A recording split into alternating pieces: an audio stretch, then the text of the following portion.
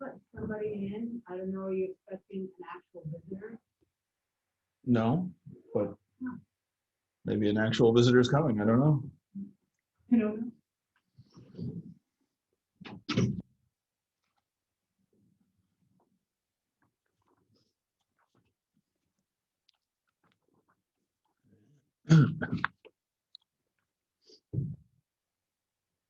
Morning, Nate. How's it going, Dick? Can you hear me? Yes, I can. All right. We got some ground to cover this afternoon. Yes, I know, and I don't know what the universe is. I was going to ask you if you were going to send us stuff via the universe. Hey, I have a question for you. Sure. I got to have a discussion with you about Candia. I have a Zoom license, and I want to know when you would be available that I could invite you to a Zoom meeting. You looking for this week? Whenever it's convenient for you. I mean, there's no big rush on it. I want to talk about the TYP. Okay. Let me check my calendar real quick. Monday might be the best. No, you don't need to do it now. Just get in touch. Send me an email. Tell me, hey, this point in time, this hour at this day, send me an invitation. Okay. I'm just making a note. Okay. Will do. Yeah, we've been doing a lot of homework that we'll walk through today in terms of looking at all these projects and kind of where they fit. How many projects do we have? 7. Yeah. 7 hours from now, I gotta be. Oh, well, I'm gonna try to make it more efficient than that, but we'll see. You know, there's some stuff to cover. You know, we don't have to do final scoring today, but we need to take a first cut and you know, kind of get a handle on if you know, what we want to carry forward. At this point, I think we carry everything forward. I don't think there's a reason to drop any projects from the list, but we can talk about that. We got 2 rookies. They're working with us. I know, and we'll see if they show up on time or if it's just going to be us today.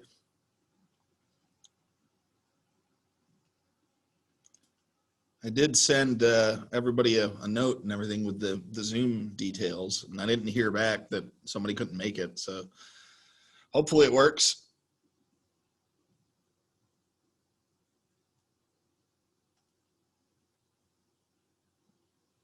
You didn't put anything out in Dropbox or? No, I didn't send anything by Dropbox or anything like that. Figured it'd be easier to just walk through it together. We don't need to make any final decisions today. We just need to start kind of putting an initial scoring together that we can change later on. what is the scoring? And then how do we score these ones? Well, that's a good thing. We're going to talk about all of that. We're going to score the different criteria from 1 to 10, with a 5 being kind of neutral or no impact, closer to 10 being a positive impact in that criterion, and below 5 being a negative, all the way down to 0. If we, not that we'll have a lot of negatives necessarily, but there are a few in some of these different projects. So, and then we'll walk through. I've got a master spreadsheet that we'll walk through that our staff has been working on to kind of evaluate where the projects fall into the different criteria, just kind of a summary spreadsheet, which is also a bit of a work in progress. But I got 1 o'clock on my end. Carl's supposed to be joining us too. And I will give people a couple minutes, and then, but we do have some ground to cover today. Well, I spent the morning digging a ditch by my septic tank. Still working on that project? Well, it's functional.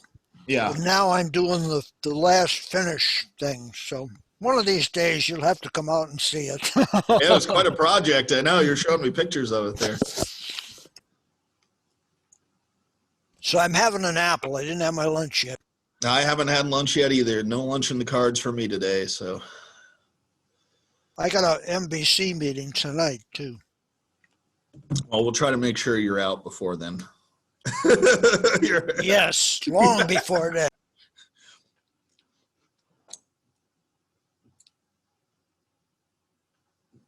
Well. Do you know off the wait, top? I've got people in the waiting room. Okay, here we go. I've got our group in the waiting room.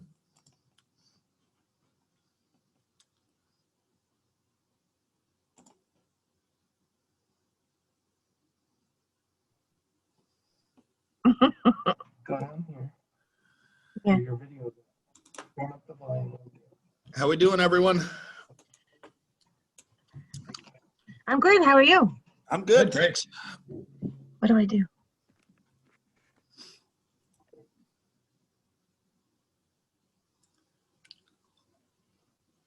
My apologies to everybody. I'm eating an apple because I haven't had my lunch yet.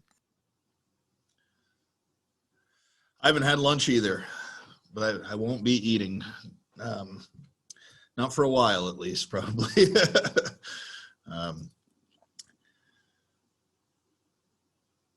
All right. Well, it looks like I think the gang is all here, and we do have a lot to cover. So, just a little bit about what we need to do today. I think everybody was at the last TAC meeting. We have 7 projects that we're gonna discuss today. We don't need to make any final decisions or anything like that, but we do need to put together an initial cut at scoring these projects according to our criteria. These aren't going to be final scores. We can change them later on. Our final set of priorities aren't due until the end of March. So we'll learn more about these projects and tweak the scoring, before then, obviously. But I think today what we want to do is get a handle, an initial cut at what our scoring would be like, where these projects may start to fall into place in terms of early priorities, and see if there's anything on the list that the group thinks shouldn't advance forward. If there's anything that we can drop right now, that would be save us all time. I don't see anything per se in my initial cut in looking at these projects that should be not advance any farther at this point, but I'm certainly open to suggestions from you guys as we go along. Our staff has been working on kind of a master spreadsheet that summarizes where these different projects fall in the criteria. I'm going to share that spreadsheet in a moment. We've got, let's see, 2, 4, 6, 8, 10, 12, 15 different sub-criteria that each have their own little set of question prompts. And there's still a few blanks on the spreadsheet that we need to work out, but I think we've got a pretty good start. What we're going to do is kind of go one by one for each of these projects through those criteria. And for each criterion, we'll discuss what we found from a staff review level, and we'll put an initial score together between 1 and 10 for each of those criteria for where a project fits. 10 is the best, 0 is the worst. If a project doesn't really have any, applicability to a particular criterion, we'll give that a 5. So anything above a 5 is going to be positive in that criterion. Anything below a 5 to 0 is going to be negative. Does that make sense? All right. Let me share this behemoth of a spreadsheet that we've been working on here within the office. Can everybody see this? Yes. Yes. Okay. So this is a spreadsheet, and we're going to spend some time kind of walking through. On the left here, these different shaded things are the different criteria. So 1 through 4 here are related to the local and regional economic development criterion. 5 through 8 are freight movement. 9 through 12 are equity and environmental justice, and so on and so forth. And then we're going to walk project by project through the 7 projects that are on our docket. And I'll explain what our staff found through their review of the projects in these different criteria. And then once we discuss a particular criterion for each project, we will stop and score that project from 0 to 10 in that criterion. So hopefully that makes sense, and hopefully if it doesn't, it will as we start to go through it. So we're going to start in alphabetical order here with the town of Bedford. Their project is an existing 10-year plan project, as we discussed at the last TAC meeting. They still need some supplemental funding to get it to the finish line. This is an expansion and complete streets improvements, so sidewalk and shoulder improvements on Route 3 from Hawthorne Drive to the Manchester Airport Access Road. Where did we have that criteria? So starting with local and regional economic development, there are a few different prompts here. Does the project directly relate to a documented community revitalization or economic development plan? And our staff found that yes, there was project-specific support for this in the Bedford Master Plan, as well as a few years ago, there was a special study for the Pettingill Road, Airport Access Road. So our staff found that this project did have local economic development planning support. Does the project improve mobility or accessibility to and from a regional employment hub? Yes, our staff found yes, that project does, because it helps to provide access to the airport as well as the Everett Turnpike and I-93. So the airport being one of the big hubs.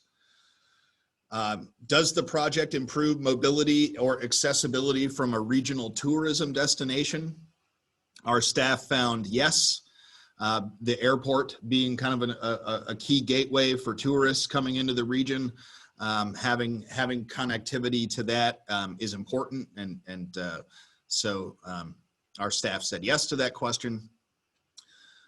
And the fourth question here in this criterion, does the project support the implementation of a regional economic development plan? So that is our SEDS, is the Regional Comprehensive Economic Development Strategy. What we call a SEDS is what's being asked here. Is there a project-specific reference in the SEDS?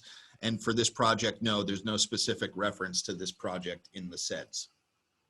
So that's it for the local and regional economic development criterion. This is what we found as it relates to the questions that are asked under that criterion.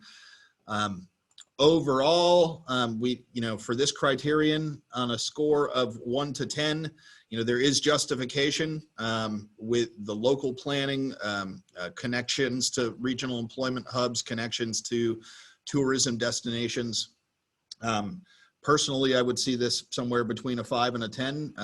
Does anybody want to throw out an initial score for this project, for this criterion? I'm going to go with a 5. A 5 would be kind of neutral, Lori, so middle of the road. Yeah, that's what I feel about this project. Okay. Any other thoughts about score from 0 to 10 on this project? Give it a 10. Dick says a 10. Lori says a 5. Linda, any thoughts?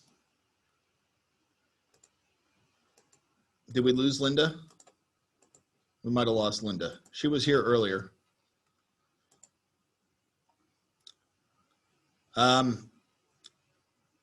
So 5 to 10, if we split the difference and call it a 7, is that all right? Yes. Lori can live with a 7. What about you, Dick? Sure. 7 it is. Moving on, freight movement. Does the project implement a high priority freight improvement project in the state freight plan? Yes, it does. This project is specifically listed in the state freight plan as a freight movement need. Does the project improve a freight bottleneck location identified in the state freight plan? Yes, it does. Would the project improve freight transportation on a critical urban freight corridor or critical rural freight corridor identified in the state freight plan? And Raymond Wazorek Drive, the Manchester Airport Access Road, which connects to this segment, is a critical urban freight corridor. So the intersection here with Raymond Wazorek Drive, the Airport Access Road, it probably falls into that category. Would the project improve truck travel time reliability on the interstate system? No, because this project isn't on the interstate system. So in terms of freight movement criterion, this checks quite a few boxes, and probably is one of the strongest freight movement projects that we have out of the 7. So looking for a score between 5 and 10. Lori, you want to get us started? What do you think? I'll go with an 8. Lori says 8. Dick? Question first, Nate. Yep. The two no's there that we've done so far, are we assessing this from the perspective of Bedford, or I'm looking at this thing seems to access the interstate in a number of different places, but maybe not in Bedford. So am I supposed to be assessing it from Bedford's perspective? Well, I'm just looking at it in terms of, is this project directly connected to the interstate for the purpose of truck travel time reliability? You could say it's indirectly connected to the interstate, and is proximate to the turnpike, which is not technically the interstate in this context. But, for that question, I have been evaluating it in terms of whether it directly impacts or is directly affecting the interstate. Give it a 10. So Laura, you had an 8. Dick, you had a 10. How about a 9? Works for me. Sounds good. All right. Equity and environmental justice. So that's this section. Would the project provide infrastructure benefits to an identified concentration area for minority population, low income, limited English proficiency, disabled, or other traditionally underserved population group? There really aren't any concentrations of those types of populations within the town of Bedford in this area. So the answer to that one is no. The next question is basically the same, but asking about alternative modes in those areas, but that we don't have any of those areas within the town of Bedford. So it's also a no there. Does the project implement a transportation related recommendation in a local, regional, or statewide community health improvement plan? No, not that we have found. What is the impact of this project on air quality? So kind of at a 10,000 foot level, capacity expansions are generally considered to be negative in terms of air quality impact. At the same time, this project does add sidewalks, which is generally considered to be a positive in terms of air quality. We didn't do a complete air quality analysis, spending hours on this question for each of these projects. But overall, it's probably net of those two considerations, probably a negative in terms of overall air quality in the region, a slight negative. So it doesn't benefit or invest in any of those kind of traditionally underserved population areas around the region. And it does have a net negative impact on air quality. So what do you think? A 4 or 6? I think it's below a 5. I don't know how far below. I'll leave that to you. I'll give it a 4. I'll give it a 4 as well. 4? Okay.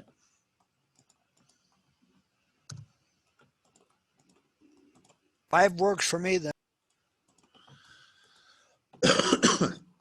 So accessibility, this first question here, question number 13 about universal design, we're really not going to address that question for any of these projects. That really is, if you had a project that was constructing a transit station or some sort of building or facility that was a transportation facility, would that facility incorporate universal design to ensure accessibility for persons with disabilities and the like? None of our projects are building buildings.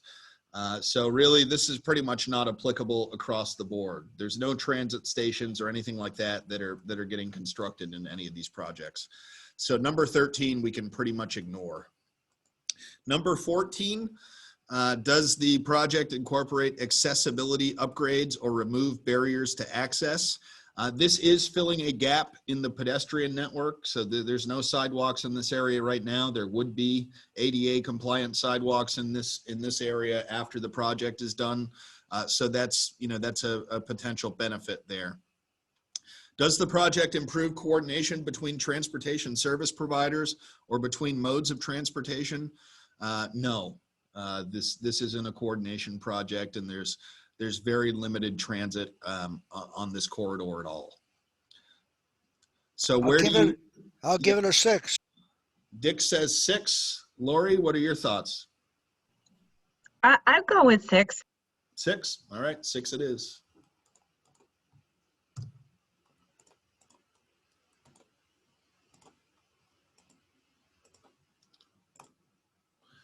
Okay, moving to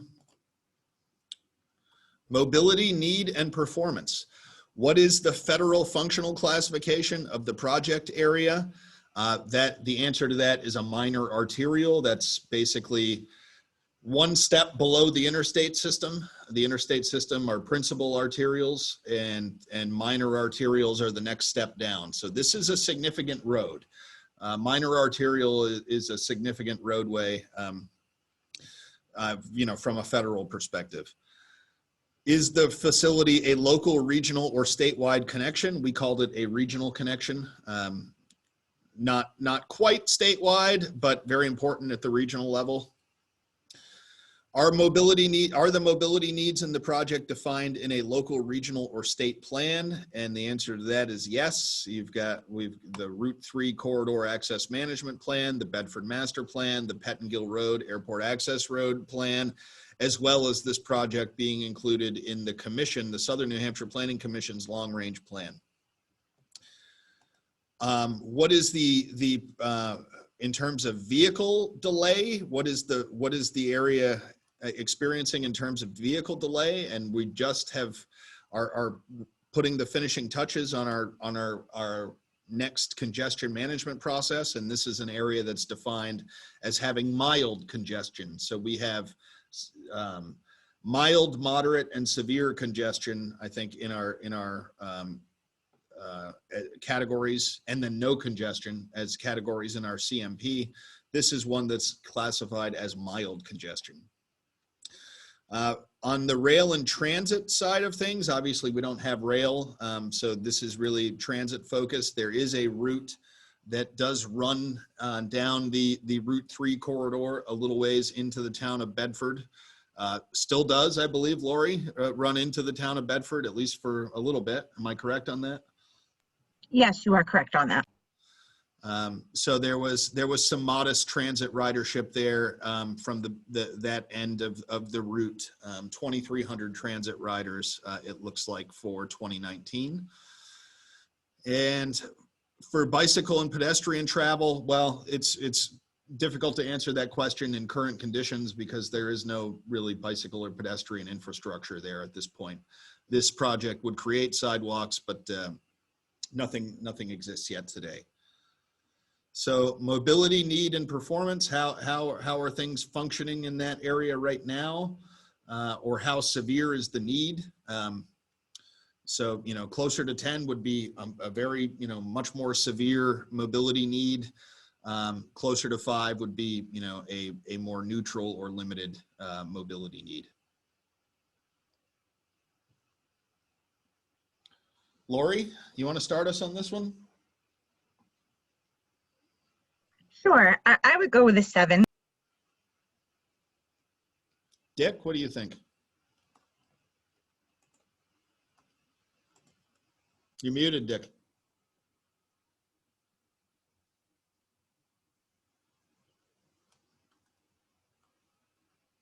Dick, are you there? You're muted.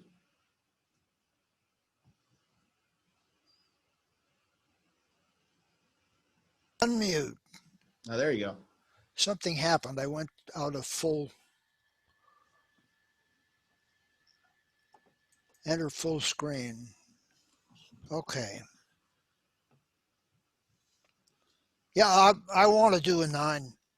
So I'm Lori, going to try muting and then temporary unmuting just to see if I'm back where I belong. So Lori had it at 7. Dick, you have it at 9. So call it an 8. Sound good to me. All right. So the next category is mobility intervention. How effective is the proposed project going to be to address those mobility needs? So on the motor vehicle side, obviously this is a capacity expansion, and it is going to benefit the motor vehicle traveling public. In terms of transit mobility, if cars have an easier time getting up and down the road, buses will as well. So there could be some potential benefit to reduction if there were any transit delays there, and Lori could speak better to that than I can, then this project could help that as well. In terms of bicycle and pedestrian mobility, this is adding sidewalk for pedestrians and 5-foot shoulders, which are pretty reasonable for biking. So there is some benefit there as well.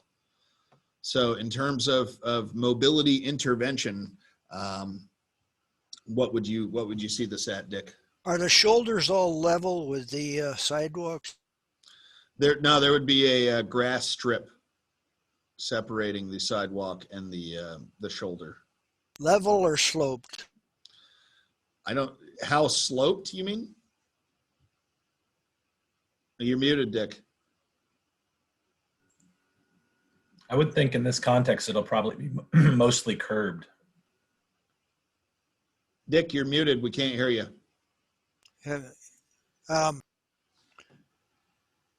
It could go down on a 45-degree slope if you were going down to a drainage thing or something like that. That was just what I was wondering. I don't think there's anything, that I think they'll design it to be pretty well, bikeable, I guess. And they have committed to making it ADA compliant. I'd give it a 10 then. Lori, what were you at?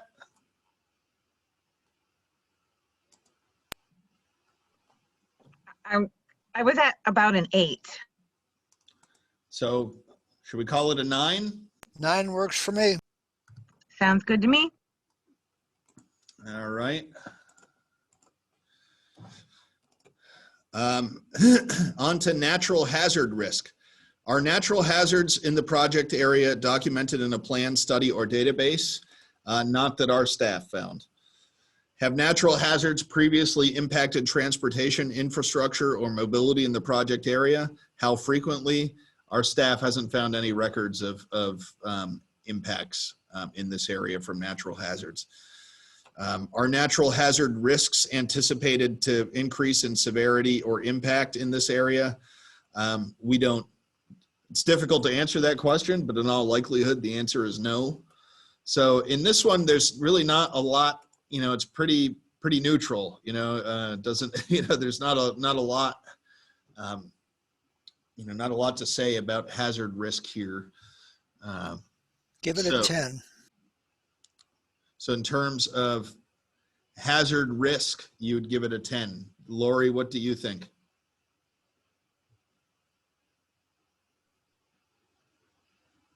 Oh, I definitely don't think there's a whole lot of hazard risks, so I would go with a 10. A 10? Okay.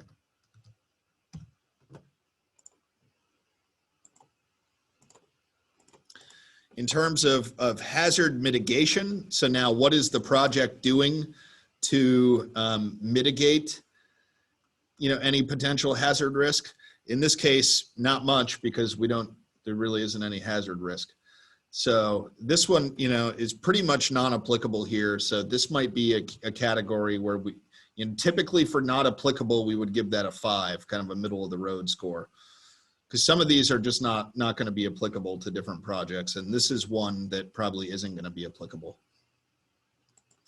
You wouldn't give this a 10 because hazard risk already got a 10. They kind of, they offset each other to some extent. So I might recommend we give this one a 5 just because it's So then not applicable. we're talking about the blue one now, right? Natural hazard. Okay. Mitigation. 5 works for me. For me as well. All right. Traffic volume is next. What is the present day traffic volume? A little over 14,000 vehicles a day here. How does that compare to other traffic volumes in the region? It's certainly above average in terms of other traffic volumes in the region, especially off the interstate system. Between, it's probably in the, I think it's fair to call it, a high traffic volume. On the interstate, there's 60 to 80,000 cars a day on the interstate system. But in terms of off the interstate system, this is a busy road. It's a busy arterial road. It doesn't have the highest traffic volumes in the region, but they're certainly above average, I think, region-wide here. Have volumes increased, decreased, or stayed the same over time? This is one that we could do a little more homework on. It's just, there's so much in flux right now with COVID affecting traffic volumes that it's kind of a difficult question to answer, unless we cut that, that analysis off back at a previous year before COVID. So we kind of left this one TBD, just because it's a difficult question to answer, because right now they're way lower than they have been, but that's not really, how do we take that into consideration? I don't know that we do. What is the estimated present bicycle and pedestrian volume? We don't have any data for bicycle or pedestrian volume, primarily because there's no pedestrian infrastructure there. There's probably some bicycles maybe going up and down there, but not many. What is the demand for bicycle and pedestrian trips? We called this moderate. The town does have a desire to make this area more walkable and bikeable. If you build it, will they come? Maybe, some will. So this is kind of a judgment call, and our staff called it moderate. So for traffic volume consideration, what would we give this out of 10? Dick, we'll start with you. that should have a fairly high number because it's looking at the significance of the network, right? I'd say a 10 on that one. The next one is looking at, the next section is looking at the significance of the network. This is just looking at volume, current utilization, basically. What would you put on there for a number then? Is this something, it's a significant part of a network. It's got a lot of volume. So the project is going to improve it. So it should be a high number. Well, it's got a, you know, the volume here, you know, is a little bit relative to the rest of the region. It's higher than average, but you know, when you start looking at the interstates and things like that, it's, you know, it gets dwarfed. So I'd probably give it something like, you know, maybe a 7 if I was scoring it, just because it, you know, it's higher than average, but it's certainly not amongst the highest volumes in the region. It's a busy road, but it's not amongst the busiest. Well, it's on Route 3, right? Or Yep. Connects to Route 3. I'd make it an 8 and 8. Dick says an 8. Lori, what do you think? I was going with 7.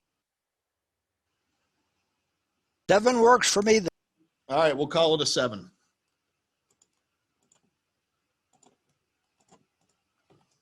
So now on to facility importance. Does the facility move people or goods between major locations and destinations? And yes, you know, the airport is right there as well as the turnpike. Is it proximate to the airport or other key transportation facilities? Yes, it is. It's right there. To what degree is the project area central? This is one that would require, you know, some network analysis. The way that this is defined, we haven't done that in GIS. I don't know how useful it really is. We can kind of give that some thought at some point, but we left this TBD at this point. Would traffic increase on other areas of the network if project is not implemented? Potentially. You know, people could look to the turnpike or to other alternate routes if this bottleneck becomes severe enough. What would the increase in travel time be if travelers were detoured around the project area? In order to answer this, we'd have to really make some assumptions about what alternate routes people would select. And, you know, I don't know, you know, as a theoretical exercise, how useful that is at this point. Is the project based on a defined or obvious evacuation route? We don't have any evacuation routes anywhere in the region. The only evacuation routes that exist in the state are in the eastern Rockingham County out by the seacoast for hurricane and more so for nuclear fallout evacuation. So there's every town in the far, you know, the seacoast part of the state has evacuation routes, but they don't stretch this far west. You know, in terms of formally designated. So terms of facility importance and connections here, where would you see it, Dick? When they talk about the increase in travel time for detours, is that only during the point in time the project's being worked on? Most of the time where that would come into question would be for a bridge.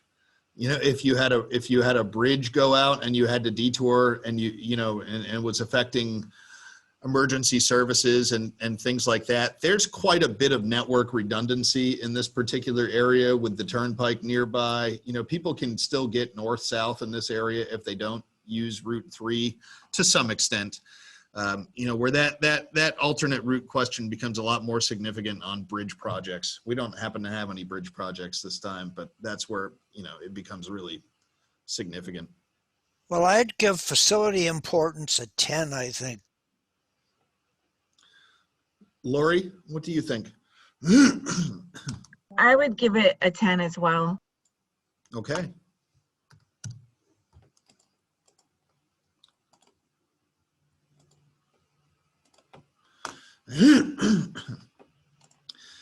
Safety performance.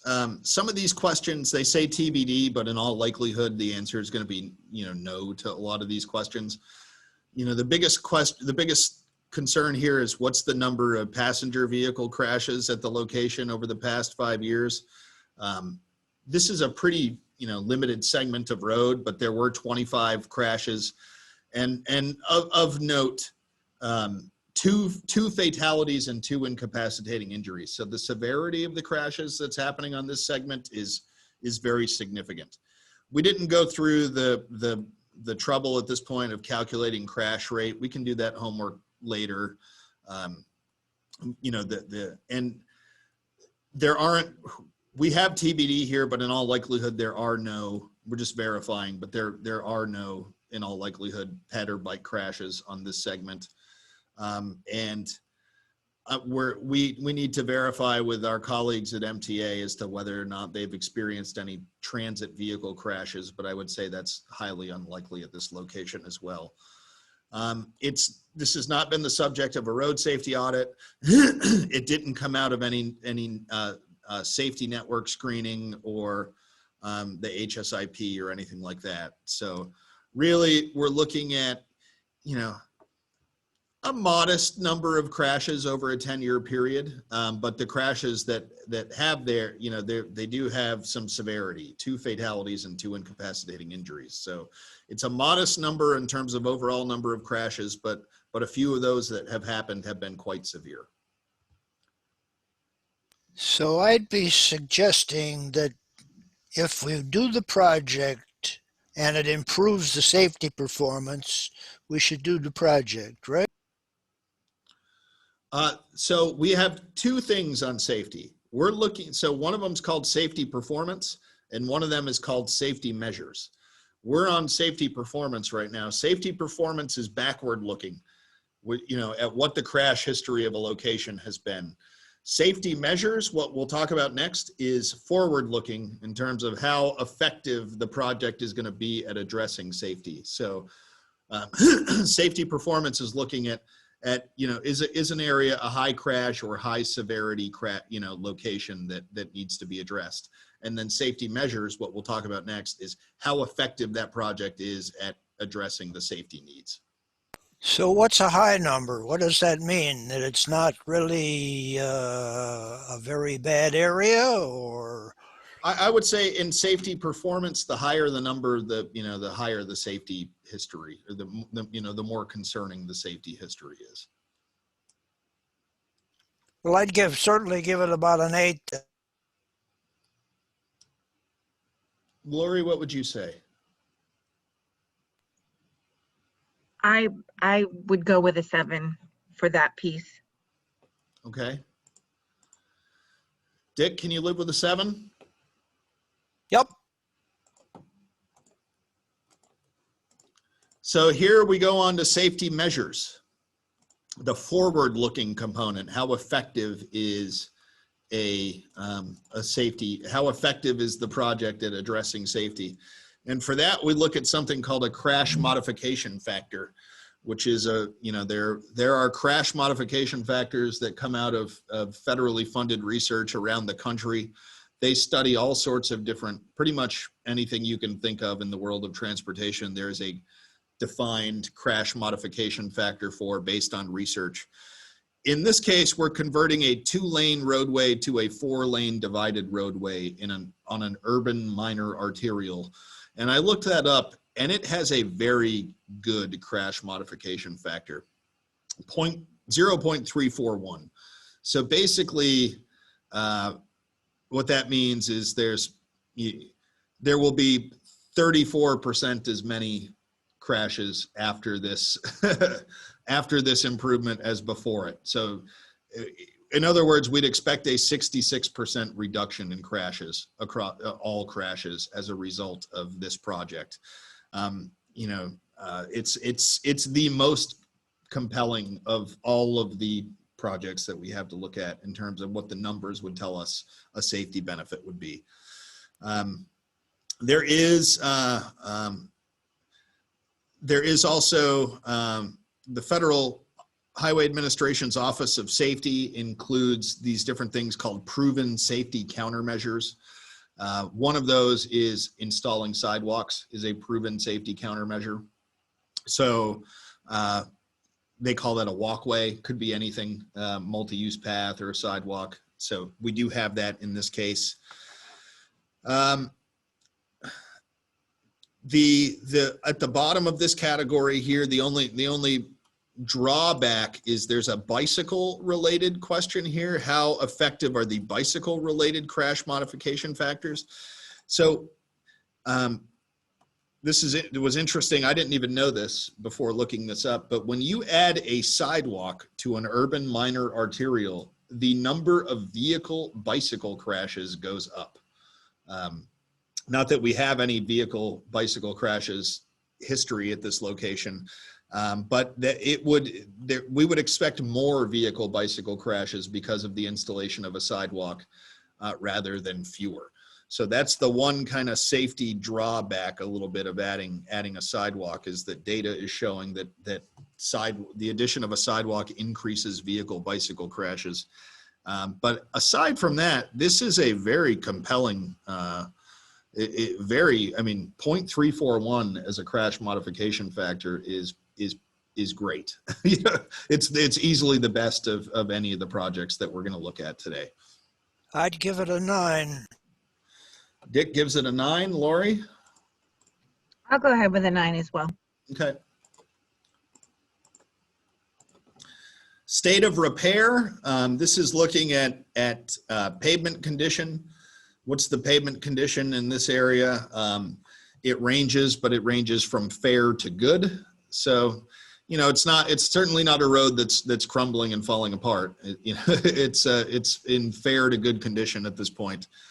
Would the project address any underlying causes of those infrastructure conditions? Well, certainly there'd be a full reconstruction of this roadway as part of the project, as part of the expansion. So I think the answer to that would be yes. So in terms of state of repair, what would you give this? Move the thing up a little bit. Can you see now, Dick? We're here.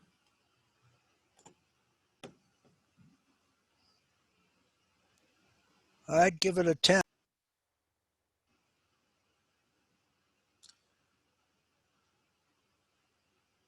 Normally for some of these, like if you had really bad pavement condition and you were going to do a full depth reconstruction that was going to last a long time and add a lot of life to it, that's the sort of thing that we might normally, give a 10 to. In this case, the infrastructure is not bad right now. The pavement is in reasonable condition. So, it's up to you guys though, whatever you see fit. Go to 8. Dick says 8. Lori? I'm going to go with 7. Can you live with a 7, Dick? Sure.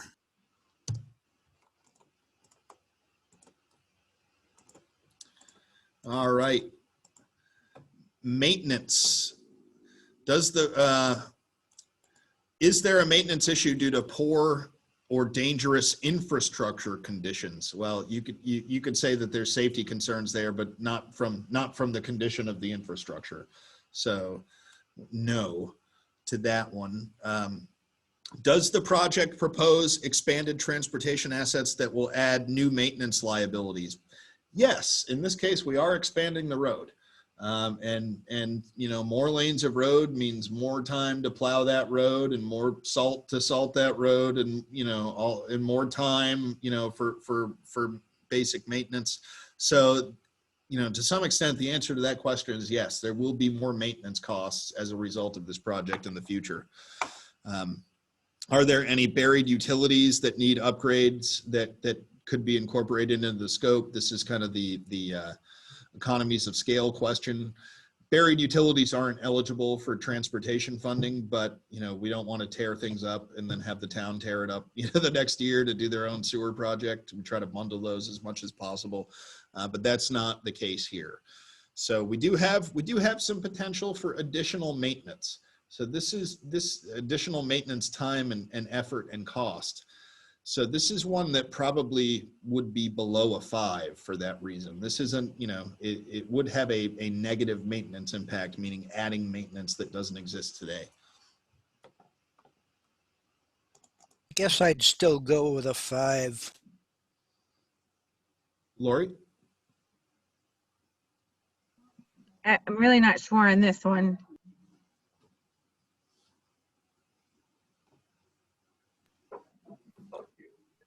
maybe a 6. I might suggest a 4, just because there is additional maintenance here. All right, 4 for me. All right.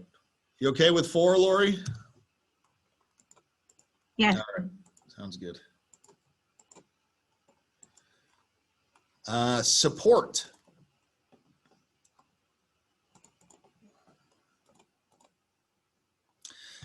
Is the project in a locally adopted plan? Yes, it is. It's a priority within the town's master plan, as well as there was a specific Route 3 access management plan that the town was key in developing. Is it in any regional plans? Yes, it is a mild congestion location in our pending congestion management process. It was in the, this project was recommended specifically out of the Pettingill Road Airport Access Road plan and the commission's it is in the commission's long range plan. Is it in any statewide plan? Yes, we talked about it is identified as a freight bottleneck in the state freight plan. Is it addressing any emergent needs? So is it coming out of the blue, something we didn't know about 2 years ago in the last 10-year plan update that needs to be addressed, on an emergency basis? No. Has there been recent public discussion regarding this project? Well, it is an active 10-year plan project. It hasn't made its way into the PE, the engineering phase yet. But DOT will be in charge of coordinating the public input as they go through that process. So there hasn't been any specific recent discussions, but there will be as the project advances in the engineering phase. So support, what do you think about the level of support for the project? I'd say it's about a 9. Dick says 9. Lori? I think it's right around a 9. All right.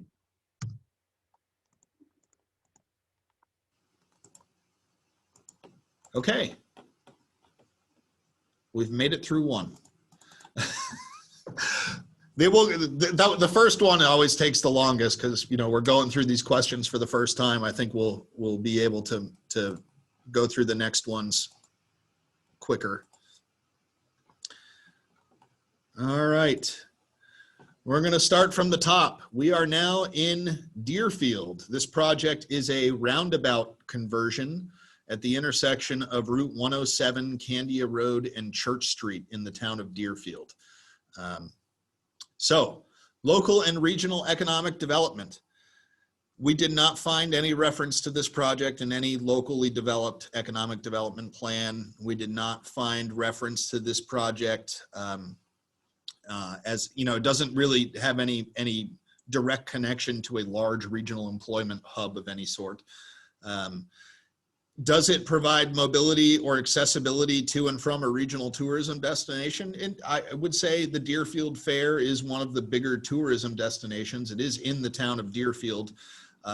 This, wouldn't be the primary way that most people would approach the Deerfield Fair going through this intersection, but some would. So, I think it's important to note the Deerfield Fair is a tourism destination. Nate, am I the only one who doesn't see the worksheet anymore? You don't see it anymore? No.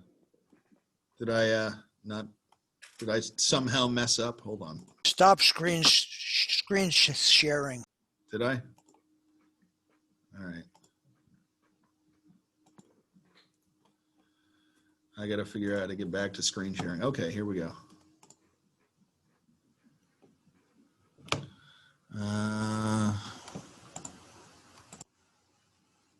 Better? Much better. Okay. Sorry about that. I must have clicked on the wrong button at some point. So we're Deerfield Local and Regional Economic Development. Oops. So it's pretty much no's across the board for all of these questions, except for regional tourism destination. Deerfield Fair was identified. What's your pleasure on 1 out of 10 or 0 to 10 on this one? Nate, on that number 1 there, who is their economic development? Are they out of Rockingham there? I believe, yes, they're out of REDC. We checked to see if there was anything in there. They looked at REDC's SEDS and they did not find any specific reference to this project. Okay. So out of 10, anybody want to throw a number out for? I'd do a 8, I guess. So you'd have this one higher than Bedford, because Bedford was a 7 and had references in a lot of different places. 7 works for me then. Well, if I tend to think this might be a 5 or a 6 if Bedford is a 7. 6, I guess. Yeah, I'm gonna go with a 5. Can you live with a 5, Dick? Yeah, well, Deerfield's a neighbor. So, yeah, I can live with a 5 based on everything that I see there, but I think that it's an important project in the larger picture on the other side of the river. So on freight, does the project implement? So the answer, we looked everywhere and there's no reference to 107 in Deerfield in the state freight plan as a bottleneck. You know, it's not a major freight corridor and it's not an area that has been identified as a bottleneck. So pretty much, you know, the answers to all of those prompts are no on this one.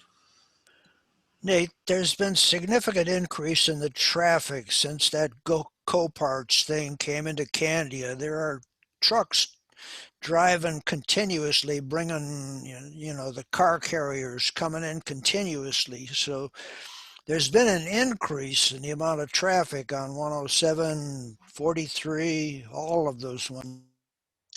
Yeah, it hasn't been identified. You know, these questions are, you know, is it identified as a freight bottleneck? Is it referenced somewhere as a freight need in a state or regional plan? Is it a critical urban or critical rural freight corridor?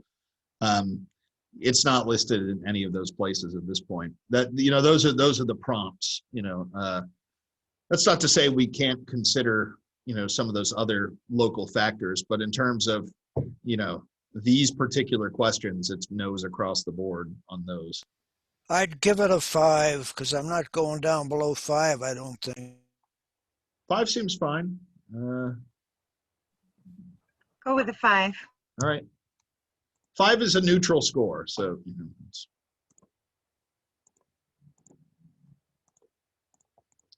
equity and environmental justice. So this project is in a census tract that does have a high disability rate or higher than regional average disability rate. It's not low income or minority or limited English proficiency, but in terms of disabilities, it does have a disability population. And in terms of air quality impacts, roundabout conversions do benefit air quality. So there is an air quality benefit there.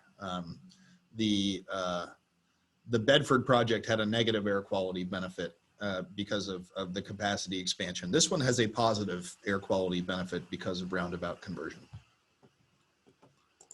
Well, it's right in the center of town, and if they say there's a high disability, then I guess what I'd give it would be a 6. 6 seems reasonable. Lori? Yeah, I'll go with a 6. All right. Accessibility. Again, we're not going to focus on number 13 about universal design because there are no buildings in this project. Does the project incorporate accessibility upgrades or remove barriers to access? Not specifically that we've found, you know, it's really just a roundabout conversion project. It doesn't have anything to do with coordinating transportation service modes. It's not upgrading or ADA facilities or anything like that. So, you know, this may be one that's also a 5, just kind of neutral in that, you know, it's not fixing anything, but it's not harming anything either. I'd have to look at the print on that before I could make a decision, but 5 works for me. I'll stay with 5 as well. All right. Mobility need and performance. So the federal functional classification of this road of 107 in this area is a major collector. So we talked about principal arterial, minor arterial. The next step below minor arterial is called a major collector. And that's what 107 is. Is it a local, regional, or statewide connection? You know, in this case, it's right in the center of Deerfield's rural village area. It's, you know, very important local connection here. The mobility needs in the project, are they identified in any plans? Years ago, the town of Deerfield did something called the Deerfield Center Traffic Calming and Pedestrian Improvements Report. And this is in there as this roundabout is in there as one of the suggestions. We also have a project for Deerfield Town Center improvements in our long-range transportation plan. So that, you know, it's been on the commission's radar screen in the past as well at the regional level. In terms of congestion or delay, there's no congestion or delay at this point in this area. You know, it's not an area. Other than the Deerfield Fair. Other than the special event of the Deerfield Fair, yeah. But on a day-to-day basis, there's no congestion or delay in this area. There's no transit, and there's really not much in terms of bicycle or pedestrian infrastructure in this area. Although one day there may be.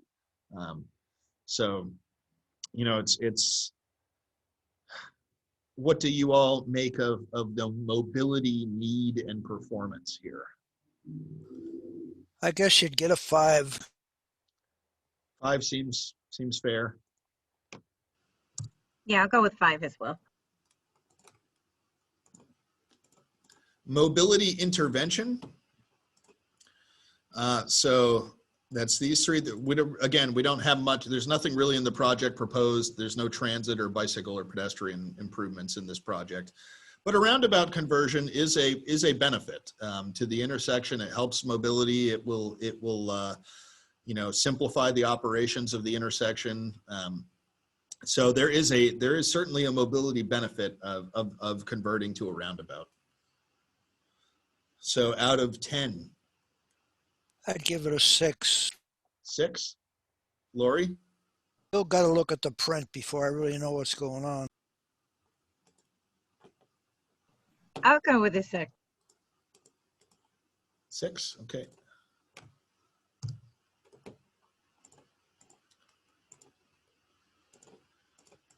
Hazard risk. So are there natural hazards in the project area? Yes, there are hazards in the project area defined in the town's hazard mitigation plan.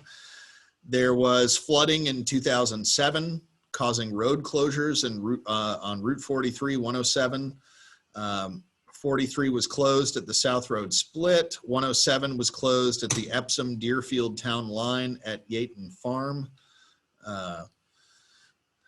Are natural hazards anticipated to increase in severity impact due to climate change? It's difficult for us to answer that, but potentially, yes. So this is an area that has seen some flooding events in the past and may continue to see flooding events in the future. Yeah, on 107, but not at that area right there. That area is fairly high. Any water that's coming down is going away from there. But still, I'd give it a 5. Lori? Yeah, I'd give it a 5. Okay.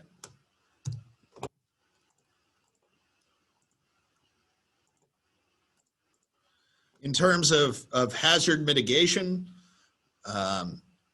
there wasn't anything specifically identified that we would normally consider to be a mitigation or adaptation measure with this project. There's not they're not upsizing nearby culverts or anything like that. And they may not need to as part of this project. It's, as Dick said, this may not be the epicenter of flooding on 107, although it could be impacted by flooding that happens elsewhere on 107. So, you know, the town hasn't proposed anything specific in terms of any mitigation or adaptation measures with this project. I'd give it a 5. Lori? Yeah, I'll give it a 5. Okay. Traffic volume, 6,200. Would probably call that moderate in relation to, you know, roadways within the region. It's, you know, probably, you know, about average for many of our rural state highways in the region. There's no real bicycle or pedestrian volume at this point. That we don't have any measurement for it. We have never done any counts of bicycles in this area. What is the relative demand for bicycle and pedestrian trips? Probably pretty low overall in that immediate vicinity. Might see more demand as, you know, if and when, you know, sidewalk infrastructure is built out in the village, but, you know, it's certainly, you know, is probably pretty limited at this point in that area. But yeah, traffic volume, 6,200 vehicles a day. When was the last time it was taped? When was the last time it was counted? Oh, either 2018 or 2019. I'd have to look it up, Dick. Not that long ago.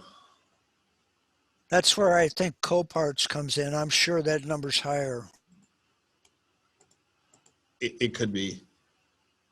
Probably lower now due to COVID, though. So, hard to say. Those guys are still running. I'd give this a. What'd you say, Dick? Give it a 6. 6? Lori? I'd go with a 5. Okay.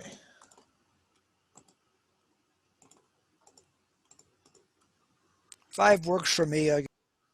Can you live with a 5, Dick? Okay, 5.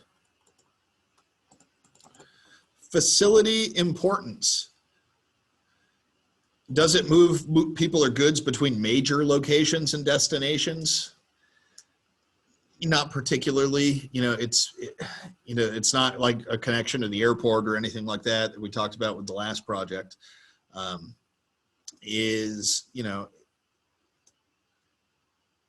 know, there's not a whole lot, I think, to say on this one. It's, you know, it's a pretty typical 2-lane rural highway in, you know, the eastern part of our region. You know, it's not connecting to any major transportation facilities or, you know, large employment centers or anything like that, but it's important at the local level, and you know, to get people in and out of the Deerfield Village and connected to central and southern New Hampshire. So you know, it doesn't fit necessarily in some of these questions, but that doesn't mean that it's not an important facility locally.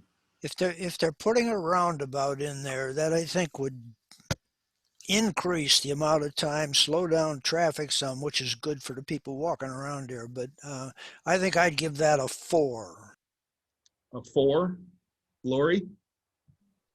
I can live with a 4. What about a 5? I can live with that. 5 works for me. All right, give it a 5.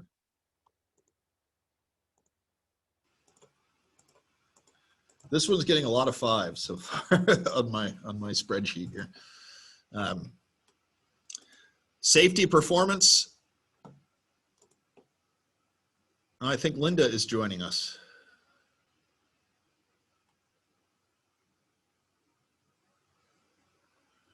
So safety performance, this one only had 1 crash. And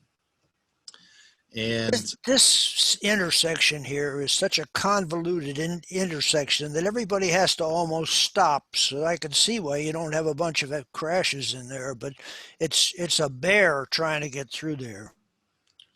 So yeah, like you say, it is an awkward intersection from a safety perspective. There's lots of extra conflict points and extra stop signs that don't need to exist. In terms of the crash history, you know, it's really limited. 1 crash there, which was an incapacitating injury, but, you know, 1 crash over 10 years. So it's certainly not jumping out as a huge safety location, you know, by any means in terms of crash history, but it is an awkward intersection. So out of 10, Dick, what do you say? I guess it'd have to be a 5. Okay. Lori? I can live with 5. I apologize for coming in late. It's Linda Kuhnhart. At 1:03, my power went out, and it just this moment came on. I couldn't connect by phone. Here I am live again. I missed everything until now. That's okay. Going forward, so I abstained from any previous votes, but going forward, unless the power goes out, I get out of here. All right. Well, welcome, Linda. I was wondering what happened because I saw you here at the beginning and I figured you just got disconnected or something. And I just saw you pop up as it said that you were in the waiting room. So thanks for rejoining us, and hopefully the power stays on now. So what we're doing, Linda, is we are going through. No need to recap. I will follow you forward. Okay. So we Unless are. you wish me to have a vote, then. Oh, you're welcome to. Well, why don't you? We'll keep going, and if you feel comfortable, chime in. Hopefully you can see the spreadsheet we're working off of here. Yes, go ahead. Continue, please. We are on safety measures, and for each of these different criteria, we are assigning an initial score between 1 and 10, or between 0 and 10.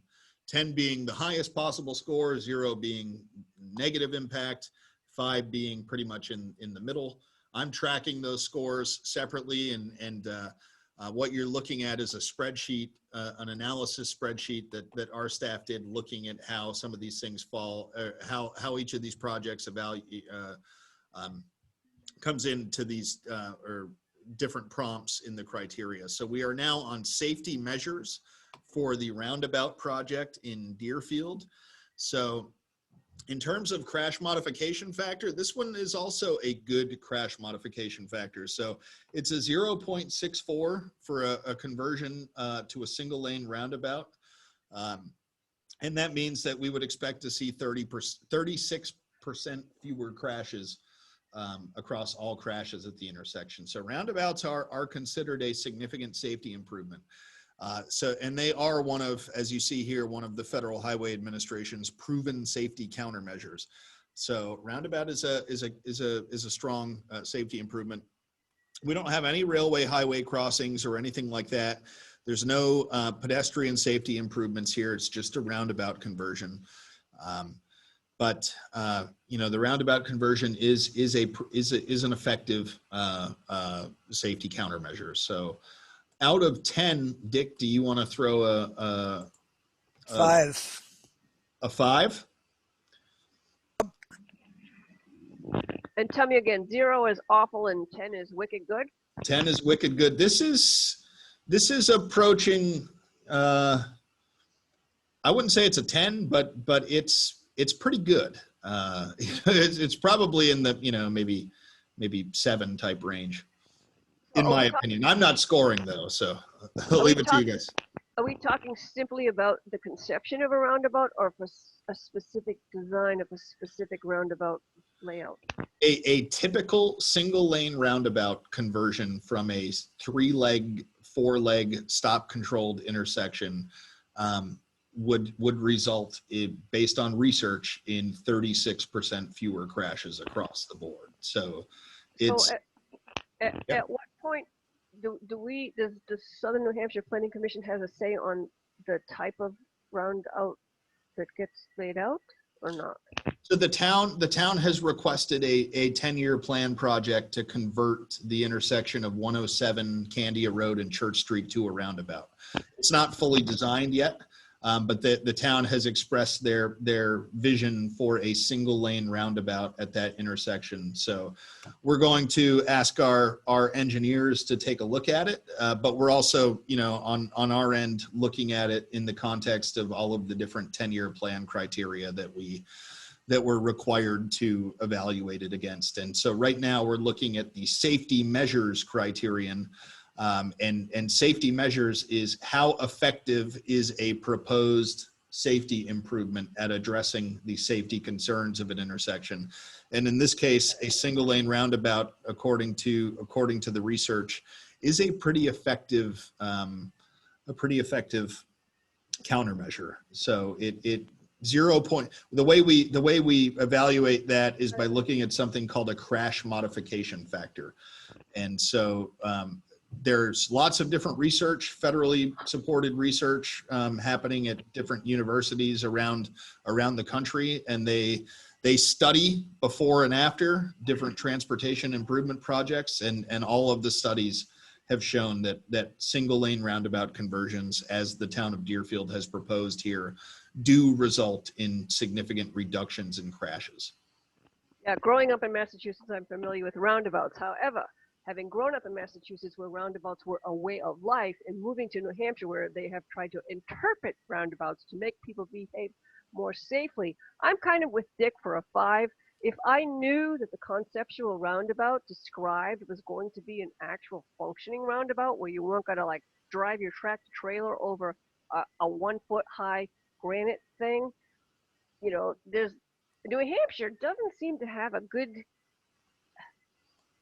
go-to roundabout design. And so roundabouts I'm in favor of, but I'm at the 5 because there's bad roundabouts. So I can't go for a 10 unless I knew the conceptual design.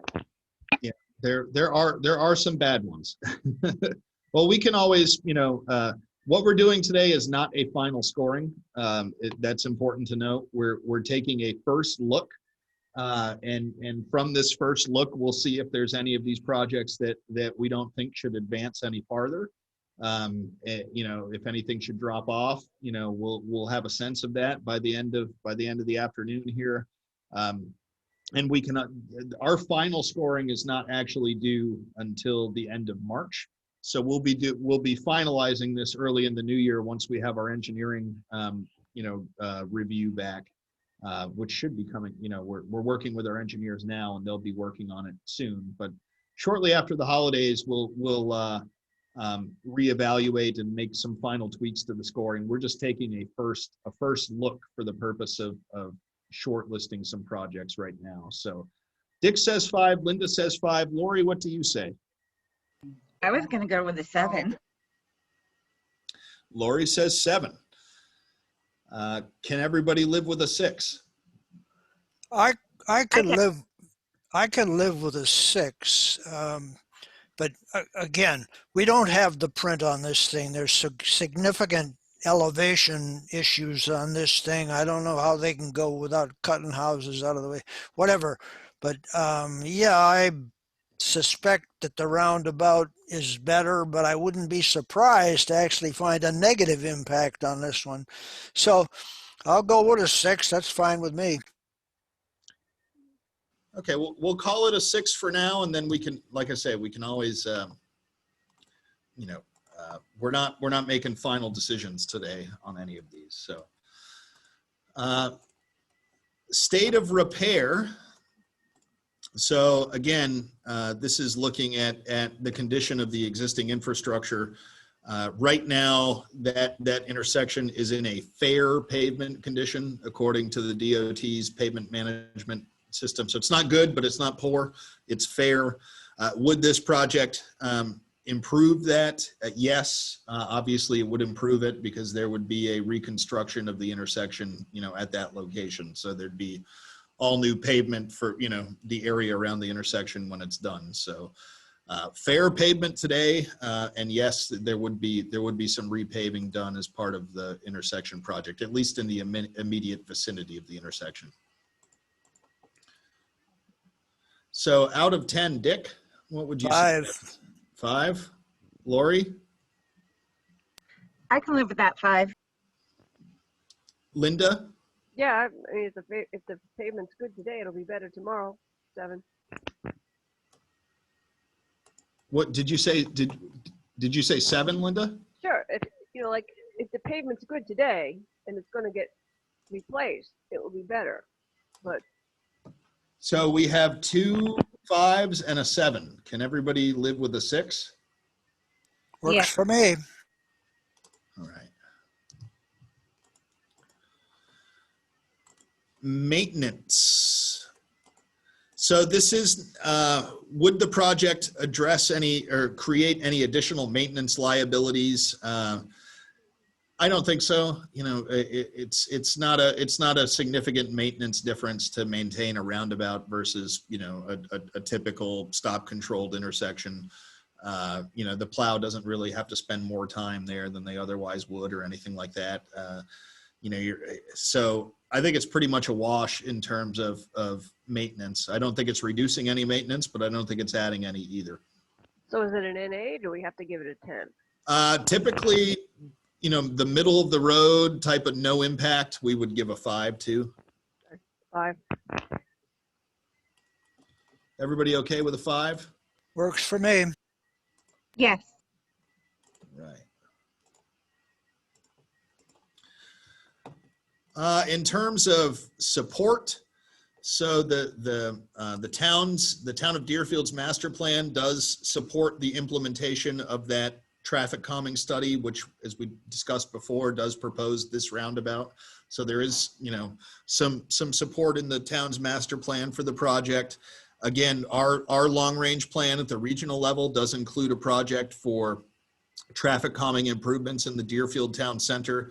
We don't specify what that should be, but we do support that in our long range plan. I don't see any reference to this project in any statewide plan. It's not an emergent need, so it hasn't been anything that we need to, that has popped up on an emergency basis. The town has not done any formal public meetings or anything about this project to this point. Although they did say in their application that they're more than happy to do that in the future. So where would you all see this in terms of support? I'd say a 5. Dick says 5. Lori? I would think a 7. Lori says 7. Linda? 6. I think we got a 5, a 7, and a 6. So why don't we just call it a 6? 6 works for me. Sounds good. All right. Okay. On to the third project. This is the rail trail extension in the town of Derry from the exit 4A area at Madden Road to the Londonderry town line. So we'll start with local and regional economic development. It is specifically identified in the economic development chapter of the town's master plan as a strategy, building out this final section of the Derry Rail Trail. It does provide some access for the areas north of Derry Village to connect to Derry Village, as well as the Exit 5 Park and Ride, which has connectivity to intercity transit and the airport. So that, you know, in terms of access to and from regional employment hubs, there are some direct and indirect connections that this trail gap would help to close. Does it provide mobility or accessibility to a regional tourism destination? Well, the trail in and of itself is likely, you know, could be considered a tourism destination. This is part of the Granite State Rail Trail, which when it's complete, will go from the Massachusetts state border in Salem all the way to Lebanon.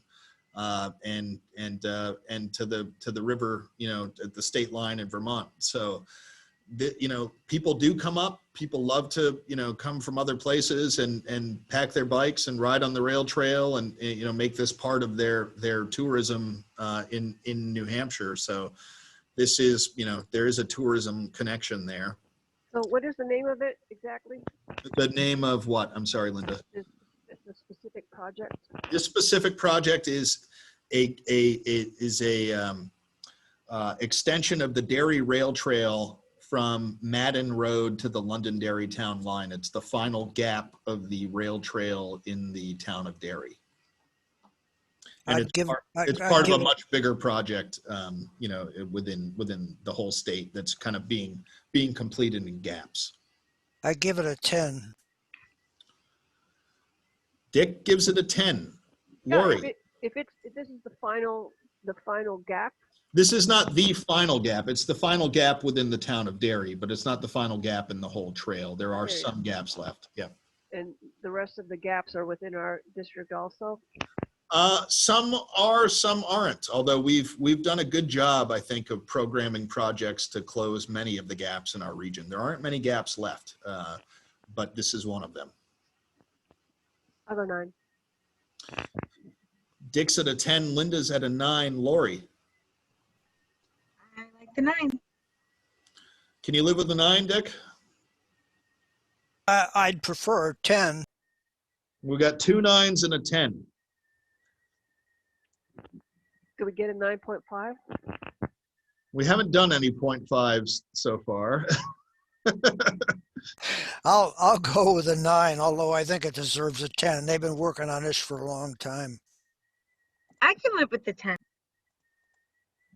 Well, that would be 2 10s and a 9. So Linda, can you live with a 10? No, only because I recognize that we need to have a little bit of leeway for the rest of the other trails. So if this is the final gap, then no problem. I can only go 9 because it's not the final.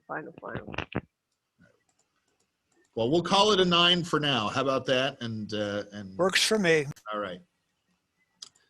Freight movement. Well, this is one that, you know, this project has I'd give it a 0. How's that? absolutely nothing to do with freight. You know, it's not going to help or harm freight movement. It's pretty much non-applicable, and most of the non-applicable ones we've given 5s to as a neutral. I'd give it a 0. A 0. Ouch.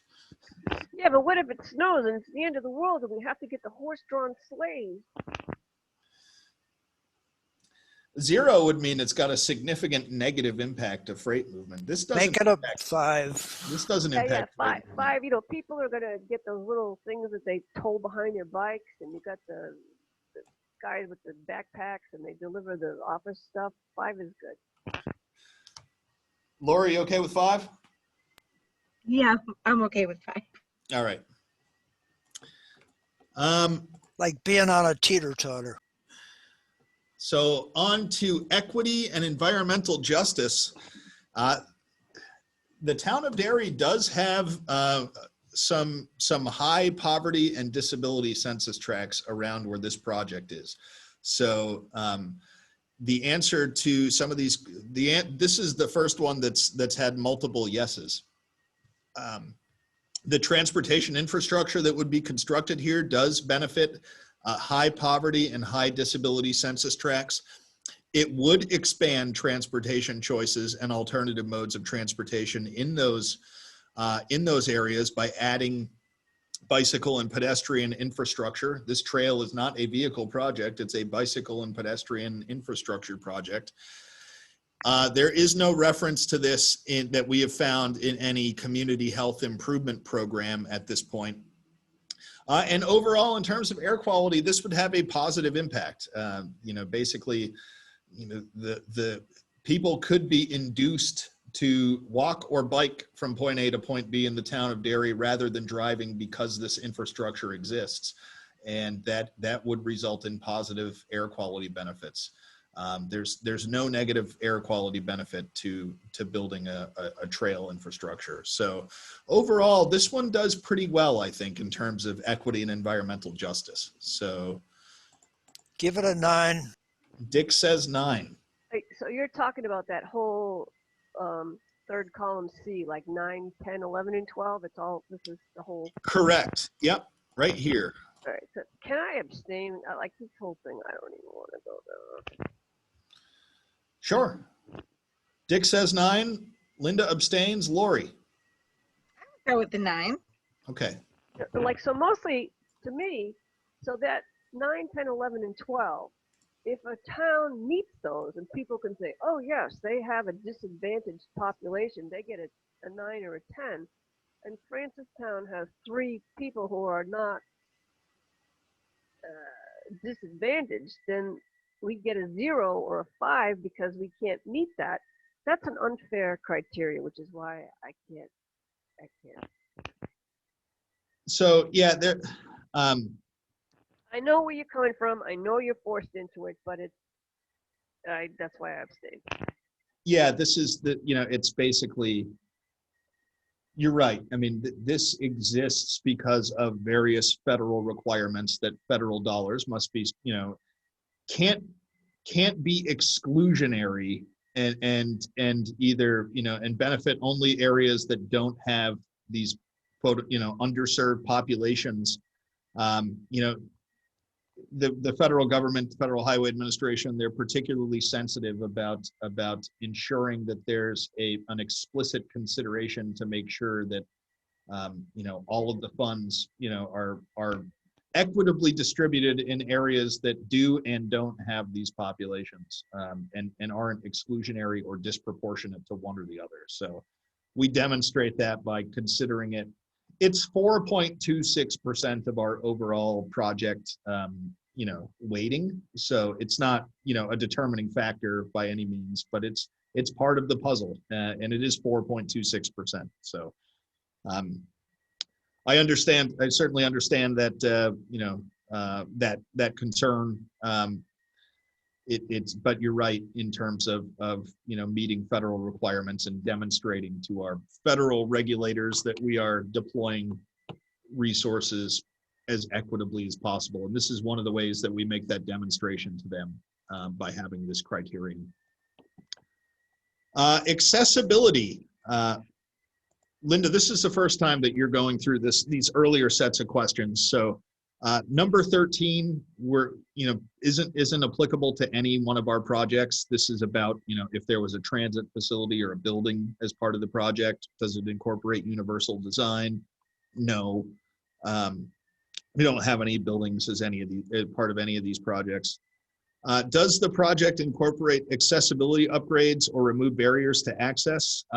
Yes, this is a gap in this trail network, which is an ADA accessible trail network. It's been built out across the region to be accessible, ADA accessible. This is a gap in that network and will be filled when this project is complete.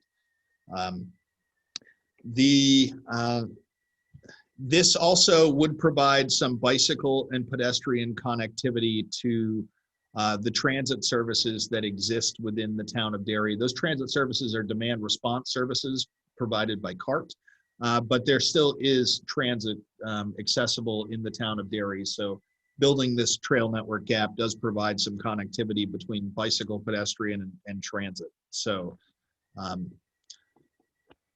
any 10. thoughts on accessibility score? I give it a 10. Linda says 10. Dick?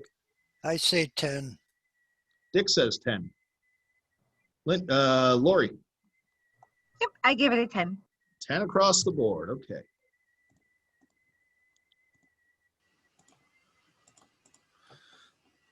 Mobility need and performance. So this is, some of these are a little bit tricky because there's no, it's not a road here. So there's no federal functional classification. This is a trail project. I certainly could consider it a statewide and regional trail connection of statewide importance as part of the Granite State Rail Trail. It is in the Derry Master Plan and our regional trails plan as a priority. There's no vehicular travel considerations here. There's no direct transit or rail considerations here, although there, as we talked about, there's that informal or that connection between bicycle pedestrian infrastructure and transit. We do have count data on the Derry Rail Trail in a different location of the trail that there are we counted 560 pedestrians and bicyclists using the trail on daily this summer in a different section of the trail. Now, once the trail is built out and this gap is closed and you can get from more points A to more points B, we expect that this number will go up even more. But we do at least have a baseline on a different section of the Dairy Rail Trail. So, you know, this one's a little trickier to put a score to because it's not a vehicle, you know, project. It's a trail project. It's our only trail project, but anybody. So tell me again, 5 is kind of boring and 10 is wicked good, right? Yes. Okay, I give it a 7. 7. Dick? I'd say about a 7. Lori? I'll make it easy and go with 7. All right.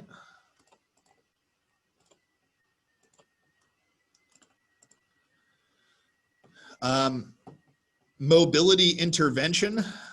So this is, you know, when we're talking about these the other projects that deal with vehicles, on mobility need, we're talking about how much delay is there, how much congestion, and on mobility intervention, we're talking about how effective that intervention is going to be in dealing with that delay. Again, here we don't have that. So this project doesn't directly affect motor vehicle mobility. It doesn't directly affect pedestrian or transit mobility, but it does specifically focus on pedestrian and bicyclist mobility and building out this trail corridor as a safe off-road option for bicycle and pedestrian travel throughout the region. You know, is significant for bicycle and pedestrian travel, but this doesn't directly impact any motor vehicle or transit. 7. Linda says 7. 7. Dick, you Lori? sound defeated. I'll go with 7.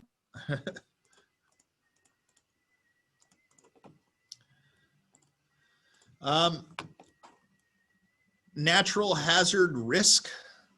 So there has been a recorded washout in the past on Madden Road, which would be the beginning of this area, Beaver Brook. And there may be some possible wetlands throughout but wetlands aren't hazards per se. We'll talk about that in the mitigation part. But in terms of natural hazards, it is in the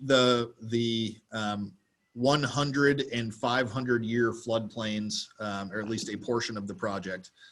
In the 100 and 500 year flood zones, and it did have once upon a time a washout on Madden Road in the very southern part of the project. So I'm confused about the question. Is what the thing's asking us is that it's going to alleviate that, or it's just noting that it's there where the project's going to happen? If you thought that a project, you know, wouldn't have any potential impacts from natural hazard risks, you'd probably score that high. And if you thought a project was going to be completely, you know, thrown off and destroyed by natural hazards in the future, you'd score that really low. So in this case, there's, you know, a portion of the project is in a 100-year and 500-year flood zone. And, you know, once there was a washout on the adjacent road from a storm, how do you view that in terms of overall hazard risk for this project? You know, there's probably some level of risk in constructing this, but probably pretty minimal. It's a trail project. You know, the wet areas can be boardwalked.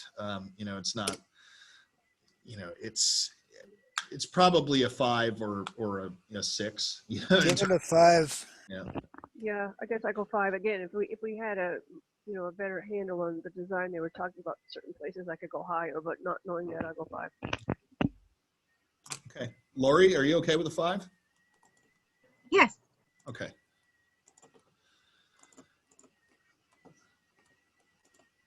So hazard mitigation, you know, what hazard mitigation is, you know, what is the project going to do to address any hazard risk, and is that, you know, appropriate, you know, adequate or appropriate?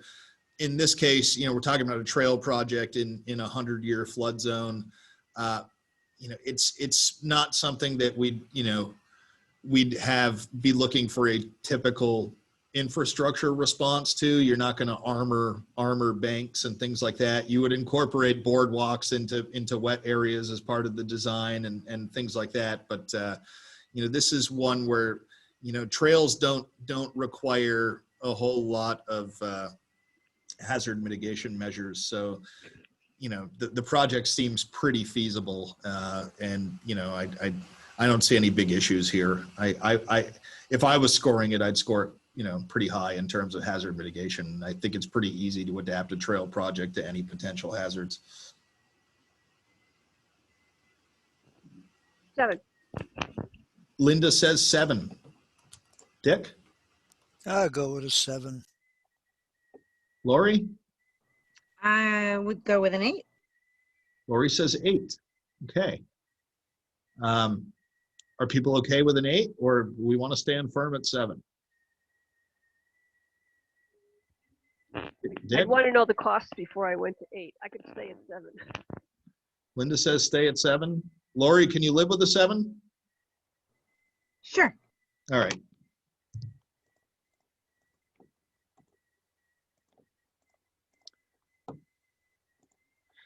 So the traffic volume category, once again, we don't have traffic volume here. We do have a pedestrian count volume of 560 pedestrians and bicyclists in a different part of the Dairy Rail Trail than this. So we do have that in terms of volume, but we don't have, like the other projects, you know, daily traffic volumes or anything like that, because this doesn't fit that mold.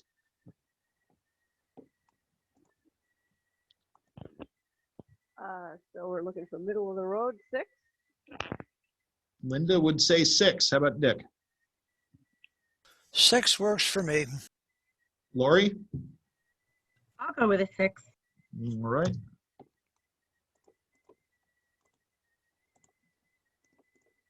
Facility importance. So it's pretty much not this trail project. It's not going to check any of these boxes in terms of facility importance that you would have for you know, another type of transportation project. But in terms of this facility's importance to the regional trail network, it's very important.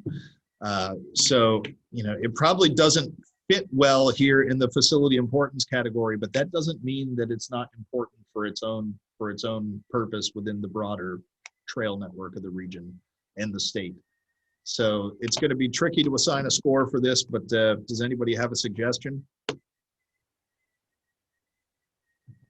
8. Linda says 8. Dick? Works for me. Lori? I can live with the 8. Okay. So once again, here on safety performance, you know, this is a trail that hasn't been constructed yet. It's a gap in an existing trail network. We don't have a crash history here like we would on other roads. So we don't have a lot to draw upon in terms of safety performance. In other words, the crash history, the backward look at how a location has been performing in terms of crash history and severity. So would you give it a 5 in this instance? I would. Everybody okay with a 5? Yes. Yeah, 5 works for me. And kind of the same thing on the forward-looking safety measures. So we look backwards at crash history and safety performance. We look forward in terms of safety measures at what a project's going to do to improve safety. This, you know, any multi-use path is considered a safety, you know, countermeasure by the Federal Highway Administration. So there is that. This will be a benefit to safety to have a safe off-road bicycle and pedestrian facility, but you know, we don't have any crash history to consider that against. So it's probably a 5 or a little higher than a 5, just recognizing the benefits of safety of these types of facilities. I'd give it a 7 because what it does is take people off the driving, and when this whole thing gets done, they may have bicycles going all the way into Manchester, so they're not on the roads. So I think it's 7. Okay. Linda, are you okay with the 7? Well, I was going to go 6. I'll think about 7. Lori? Yeah, 7's good. I could even go to 8. So Lori's on the high side of 7, Linda's on the low side of 7, and Okay, Dick Dick is at a 7. wins. I'll go 7. All right, we'll go with 7.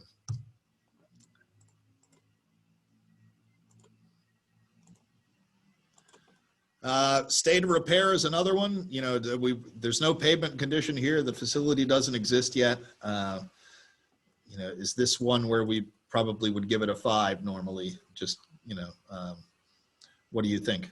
5 works for me. Okay. I'll go with a 5. Okay. Maintenance, now there likely is some additional maintenance that would be incumbent upon building this project. So you build the trail project, and when federal dollars are spent on trail infrastructure or any sort of infrastructure, the infrastructure needs to be maintained for seasons. That doesn't mean that necessarily they need to be out there with a sidewalk plow doing the trail, although some may do that. Some parts of the trail may end up getting sidewalk plowed. It could also be groomed for snow uses. So it doesn't necessarily have to be plowed. The Federal Highway Administration considers grooming for snow purposes and, eligible as a maintenance activity in the winter. But it does need to be maintained, and it's infrastructure that's not there today that will need to be maintained in the future. So that is a new maintenance liability being introduced as part of this project. And to whom does that maintenance go? To the town or to the state? The Or to town. the region? Yeah, the town, yeah. State of repair. Has Derry looked at all if they've got an area there that was 100, 500-year floodplains? Is it possible that they have looked at it to say something might need to be done? They have looked at it. They don't see any significant issues. We don't see any significant issues with it either. So, but they have done a look, and we're having our engineer look at it too. So I'm thinking there's a 6 for the maintenance. It's not a 0 gain. It's a little bit of a gain. It's actually, I think, a little bit of a negative. Typically, if a new maintenance liability is being introduced, which this is, it's a new maintenance liability, that would be below a 5.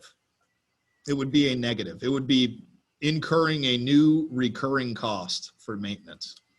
But some of the maintenance might be done under grants. It wouldn't be on the federal funding. I would think that on a trail thing like this, that you could do it as a 5, because if they need something done to it, it won't be done as a part of the project. It'll be that they now have the opportunity to improve the trail, and they can fund it themselves, or they can get help from somewhere else. Yeah, a lot of the towns do secure volunteer assistance in maintaining the trail, but they do have to sign on the dotted line that they are responsible for maintaining it. So Dick has thrown out a 5. Linda, what do you think? I want you to run that last part by me again. So because there's likely to be even if it's just a little bit of an increased maintenance cost to the town of Derry before this got built, that makes it less than 5, correct? That, a new maintenance liability would generally be considered a negative in this category. Yeah. I hear you. That's what I was just trying to get to. Yeah. I guess I'd go for 4. I'd be tempted to go for 5, but if there's going to be any new maintenance, even if it's minimal, at least for the first couple of years until they figure out they can get it done all by volunteers, it's going to be an impact, which would bring it to a 4. I don't think it's going to bring it to a 3 or a 2. 4 seems reasonable. Lori, what do you think? I'm going to go with a 5. Lori says 5. Dick says 5. Linda says 4. That's okay. Let's not have consensus. Let's have a vote and I lose 2 against 1. All right. Well, we'll call it a 5. If I was voting, Linda, I would be with you on this one. I would call it a 4. But I'm not voting. You guys are. Because I tend to see it. I think it is a slight negative. Not much, but a little bit. Let's see. So we're on support category now. And I can tell you right off the bat, I don't even need to go through all of these. There is more documented support for this project than any project we're going to look at today. The town of Derry. I'll give it a 10. Yeah. I'll go 10. Yep. I'll go with a 10. yeah, this project is tremendous support. So, okay. Which indicates to me that they know what the maintenance is going to be anyways. Yeah, I don't think the maintenance deters them. They're fine with it.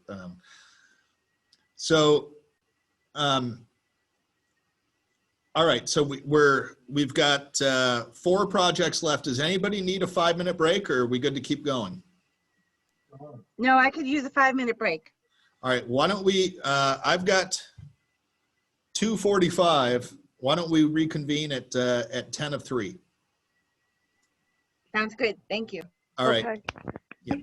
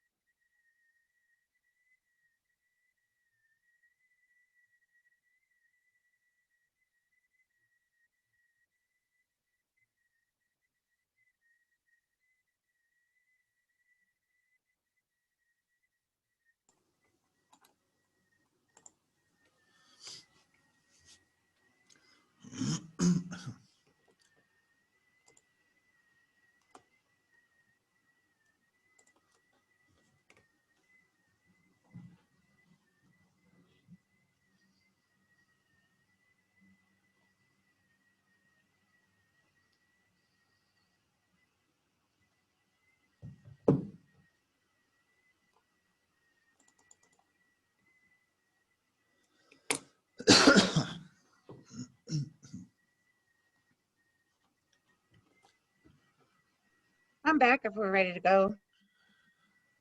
I'm ready. Looks like Dick's ready. Linda, are you here?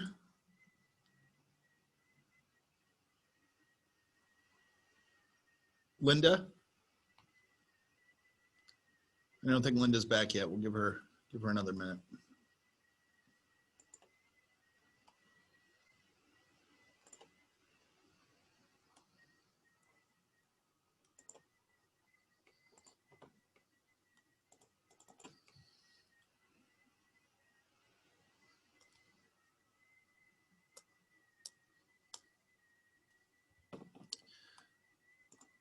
Linda, are you back?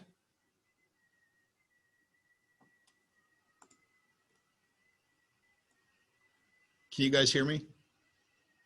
Okay. I hear you. Yes.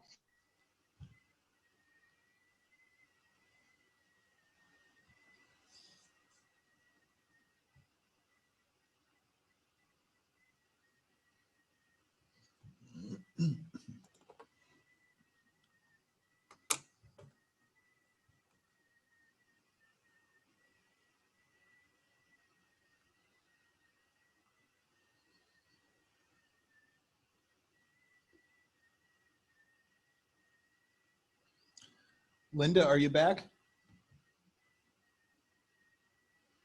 Linda?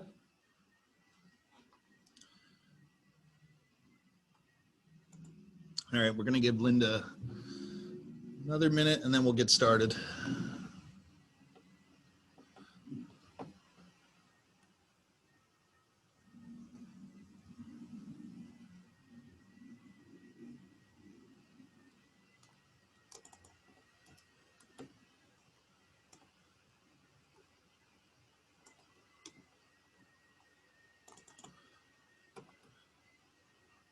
Linda, are you back?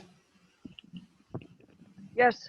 Okay, I think we're all here. We'll get started. We are now on the Route 28 and 128 intersection project in Londonderry. This is a project that is already on the 10-year plan. The town has asked for it to be advanced in this 10-year plan update. Advancing it is highly unlikely.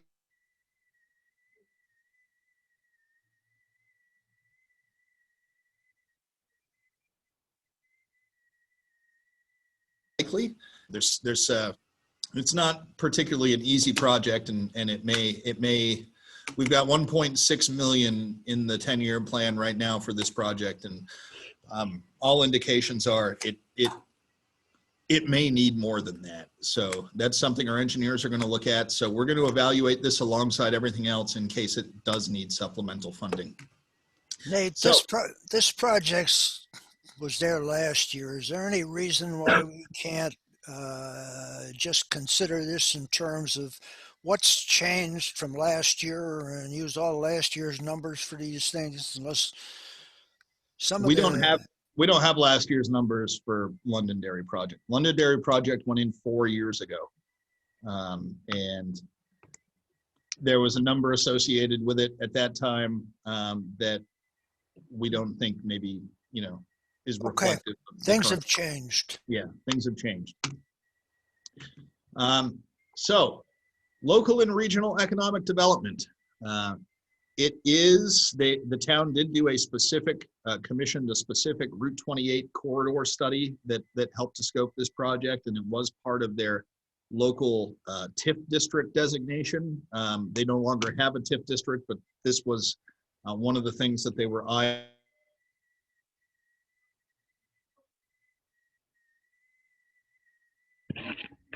Uh-oh.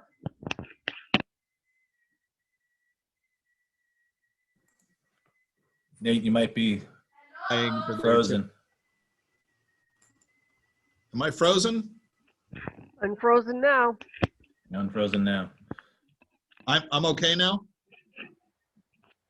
All right. Looking good. Okay. I don't know if I go that far.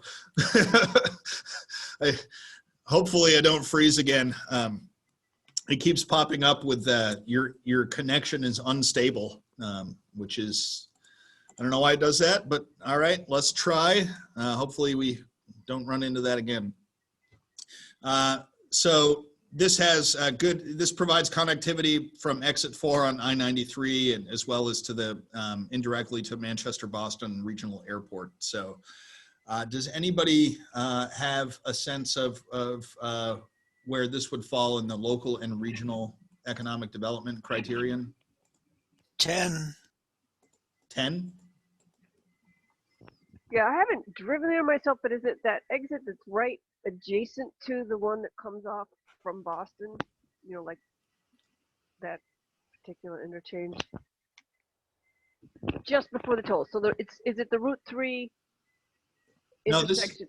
this is exit, this is the intersection of 28 and 128 in Londonderry, and it's not far from I-93 exit 4. It's a couple miles away, but it's not far from I-93 exit 4. Dick has suggested 10 for economic development here. Does anybody else have any suggestions? I know you showed it to me the other day, but I can't remember what it looked like. I can pull it up again if you'd like. Let's see.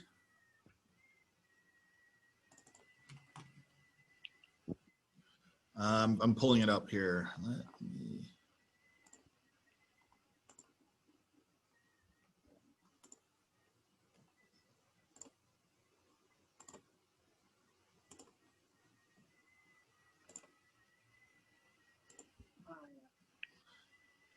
Can you see it now? Yes. Yep, I remember. So it's kind of a confusing. No, I remember. Do Okay. you? Okay. All right. I give it a 10. I remember you're just seeing that picture reminds me of your discussion from a couple of meetings ago, and I'm with Dick for 10. Okay.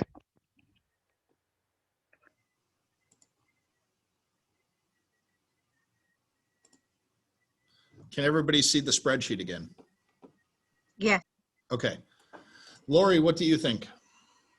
I'll go with a 10. Okay.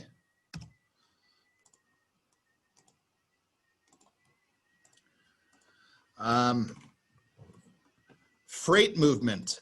The thing of note here is that this section is identified as a freight bottleneck in the state freight plan. Other than that, it's not mentioned anywhere else. It's not in. There isn't a specific project in the state freight plan. It's not a critical rural or critical urban freight corridor. It's not on the interstate network, but it is identified as a bottleneck in the state freight plan. Trucks are good. I give it a 10.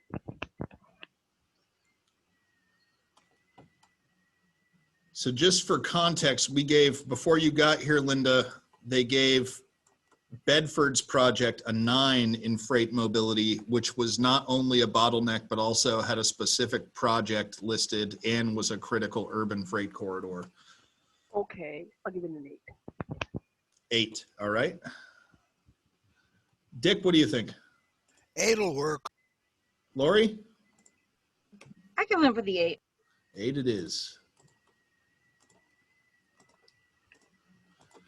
Equity and environmental justice. So there are no census tracts in this area that have any of those populations of interest. So there's no's to all of those questions. This would have either a neutral or a modest negative impact on air quality due to signalization. From stop control to signalization, sometimes queues increase with signalization depending on how the intersection is reconfigured. So at best, it's a wash in terms of air quality. At worst, it's a slight negative impact. I give it a 5. Abstain for reasons previously mentioned. Lori? I'm sorry, I didn't hear what did Linda say? Linda abstains. Dick has it at a 5. I would go with the 5. All right.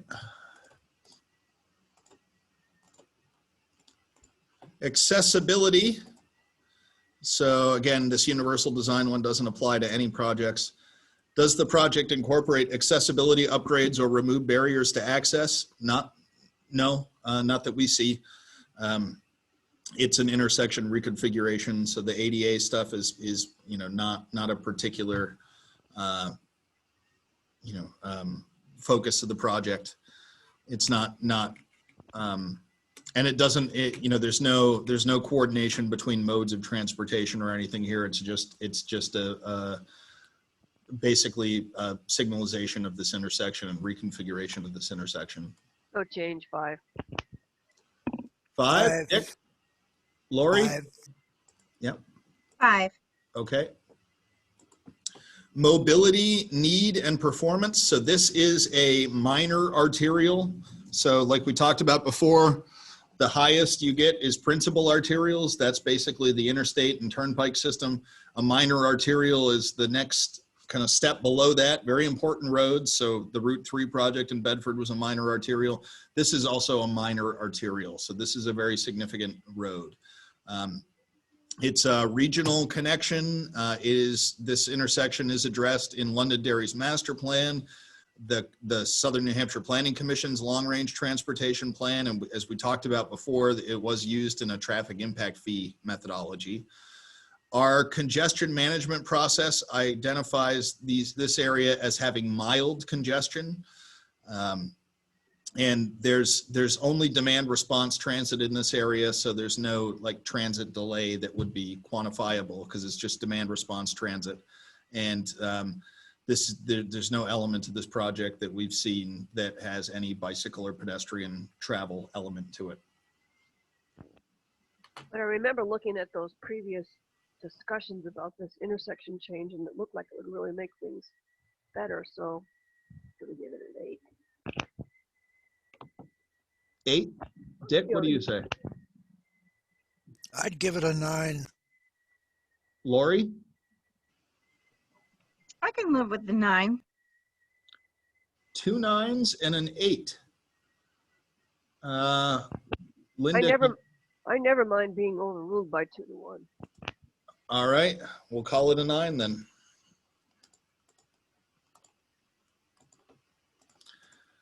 Mobility intervention. So this does eliminate that strange geometry, and this geometry is really weird at this intersection. So it will, the project will address all of that, add signal control. And again, there's, you know, we think that there may be some sidewalk connections as part of the project. We're not entirely sure about that yet. There certainly is not going to be any bicycle facility as part of the project. So it's, you know, in terms of mobility intervention, I think it's going to help the geometry and the awkwardness of the intersection, but it'll just be a signal controlled intersection. It will function better, but you know, the delay won't probably change so significantly. So does that make it a 7 or an 8? That's for you to decide. 7? I guess I'm a 7. Dick? 7 works for me. Lori? I'll go with 7. All right.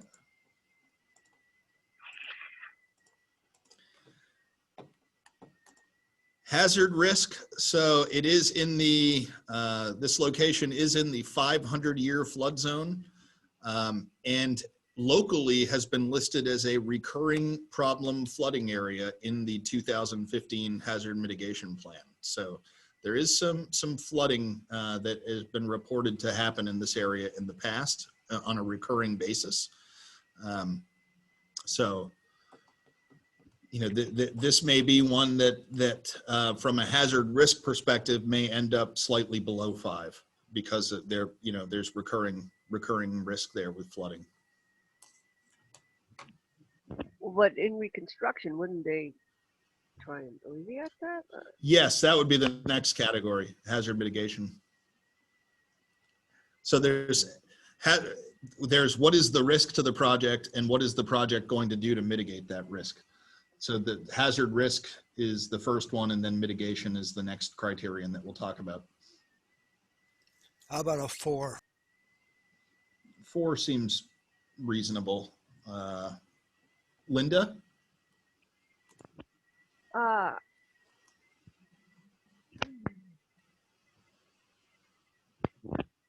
guess I didn't research that, but I guess 4 or 5.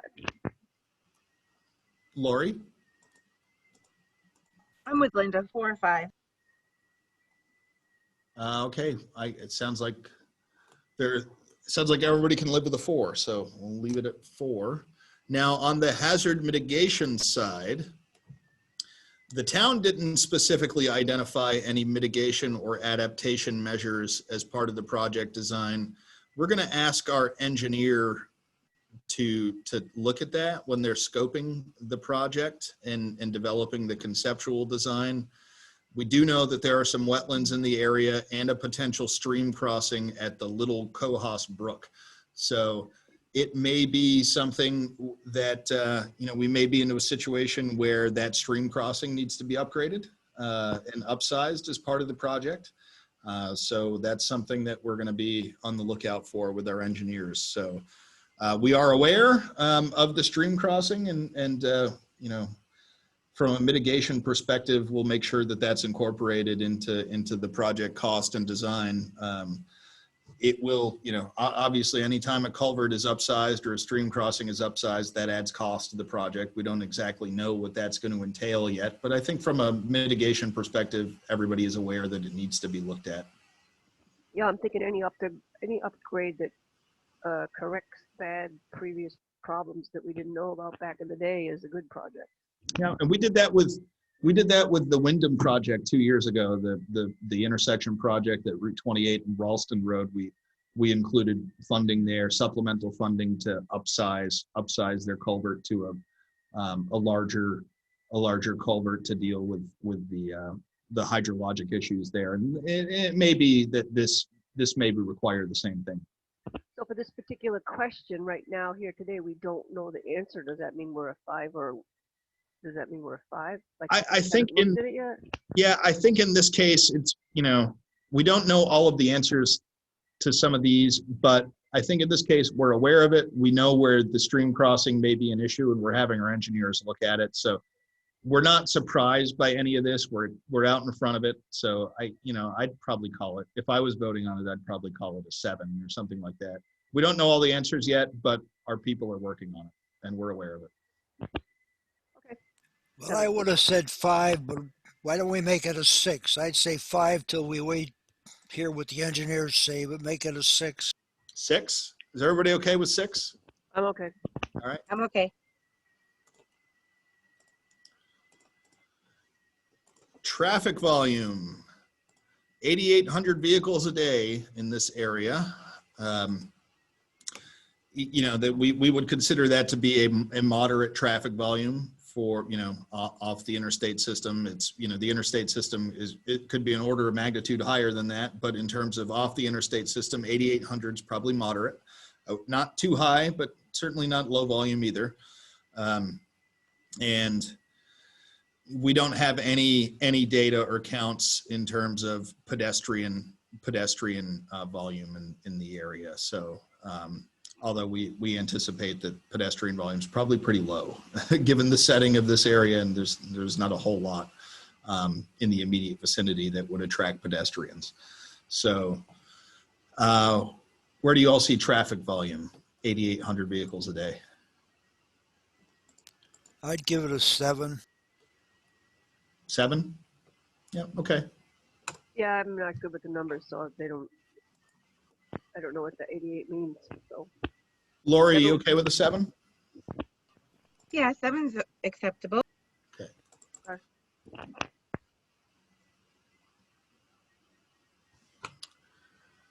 Facility importance.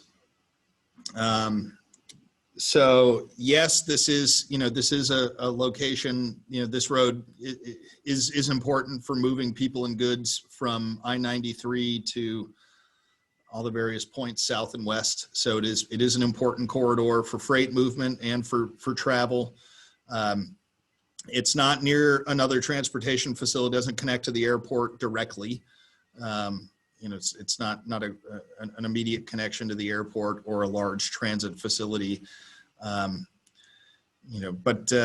But I think we would consider this to be, you know, a minor arterial that provides connectivity between I-93 and some of the largest communities in the region, that being Derry and Londonderry. Outside of Manchester, those are the, you know, the two largest communities in the region. So this facility has importance from that lens. What do you all think? 8. 8, okay. Dick? 8 works for me. Lori? I'll go with the 8. All right. Safety performance. So had 163 total crashes over, I don't know what period this is, if it's 5 years or 10 years, but 163 total crashes. Most of those were fender bender, property damage only type crashes. So there's only been one incapacitating injury.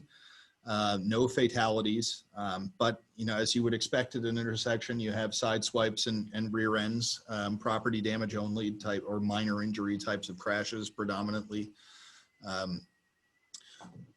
We're not aware of any pedestrian and bicycle crashes at the intersection, but we're going to, you know, do a little more homework to verify that, but we don't expect that there are any. And this is not an area that got a road safety audit or referred from the HSIP program. So yeah, 163 crashes, most of which are pretty much almost except one, all of which are either property damage only or minor injuries, kind of consistent with what you'd see at a stop controlled intersection.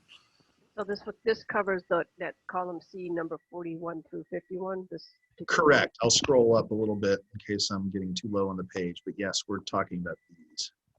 And the answer we're giving is that we think it will improve it. So like a 10 would be a really good improvement, and a 1 would be a negative improvement. No, so we have two safety categories here.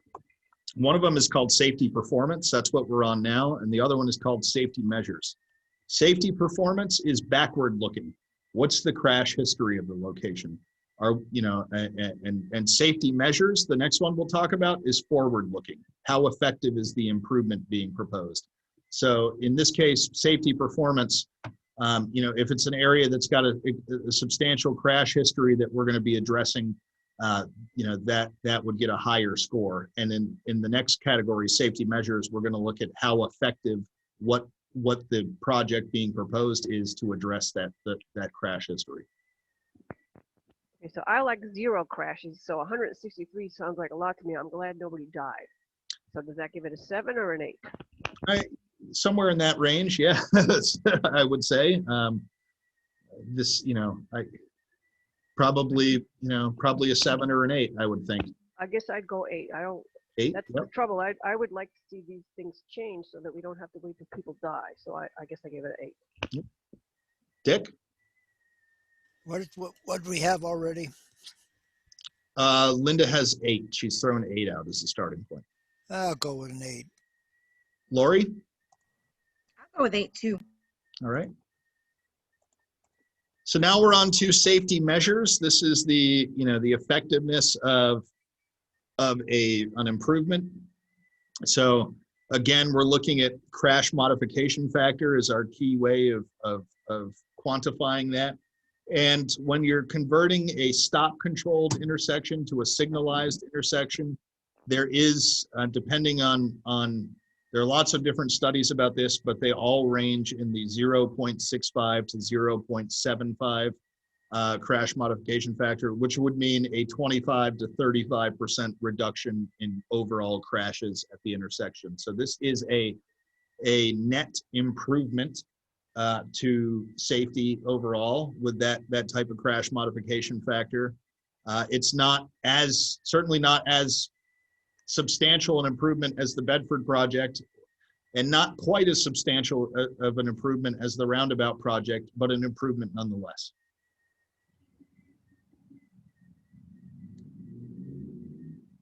Give it an 8. Yeah, I'm An 8? depressed. I would hope it would have gotten us more, but 7. So just as a cross check, the single lane roundabout conversion Oh, that's what, because you guys weren't sure about the roundabout design yet. Okay, the numbers wise, the roundabout is a more compelling safety improvement than signalization, slightly more compelling. Yeah, but not by much. So we gave the roundabout a 6. Okay, I'll give this one a 6. 6? Okay, Dick, what do you think? Are you okay with 6? What did I give you first? 8? I don't remember. I think it's a little higher than that. The Deerfield one was, we didn't really know what was going to happen until we got the prints. So I'd say a 7. Is everybody okay with a 7 then? Yeah. Seems like we're splitting the difference a little bit. Okay. We'll call it a 7 for now. State of repair, the pavement in this area is rates between fair and good, according to the most recent pavement data. And obviously, as part of any intersection project, that pavement would get redone as part of the intersection project. So fair to good pavement today. Certainly not anything that's crumbling at the moment. Okay, 7. 7 works for me. Okay. 7's good.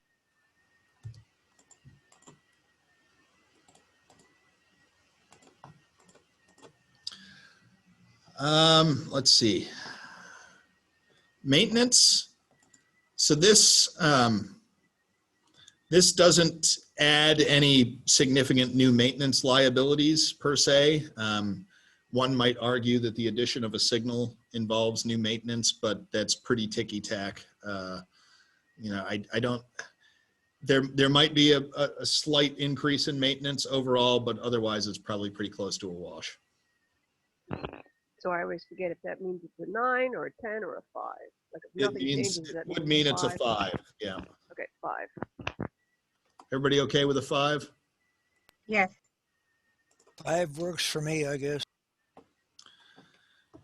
In terms of support, this intersection is in the local master plan, although they suggest a roundabout in the local master plan. The town, the local master plan is a number of years old now, and the town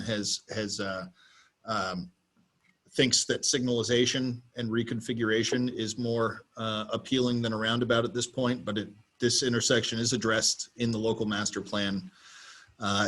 The town did commission a study, the Route 28 corridor study. This is also in our long-range transportation plan, as well as the 10-year plan at this point. So this is a current program 10-year plan project. It's not coming out of the blue. Give it a 10. I'll go with 10. 10 is 10? good. Okay.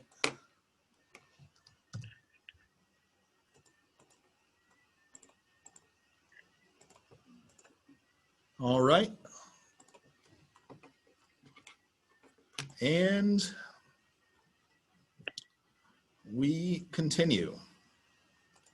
The next one is a study. It is an engineering study of Interstate 293 between exit 5 and the Route 101 interchange through the west side of Manchester. So from the Granite Street interchange, including Queen City Avenue and the 101 interchange in Bedford, as well as 2nd Street, which parallels that section of I-293. So this is a study that, it's an engineering study that's been, it was, the DOT has previously expressed that this is their turnpike system, the DOT's turnpike system. This is an interesting project. The DOT has expressed the need for this engineering study in the past to look at capacity issues and safety issues on this section. And now the city of Manchester is echoing that in this 10-year plan cycle by proposing this engineering study. So let's go through local and regional economic development. There was a 2nd Street corridor study, 2nd Street access management plan. This is an area that does have direct connectivity to downtown Manchester, which is the region's largest employment area. The Mill Yard in downtown Manchester has more jobs than anywhere else in the region. Does it have accessibility to a regional tourism destination? Well, there's a lot in downtown Manchester, including the Fisher Cat Stadium that does draw tourists and visitors from outside to see baseball games and concerts and all of that sort of stuff. This project is not specifically listed in our SEDS, but does have that other economic development justification. Let's give it a 10. 10? Is everybody okay with a 10, or does anybody suggest something different? No? I'm okay with 10. I think 10 is good. All right. Freight movement. This section of I-293 and 2nd Street has not been listed in any of the state freight plans or as a bottleneck.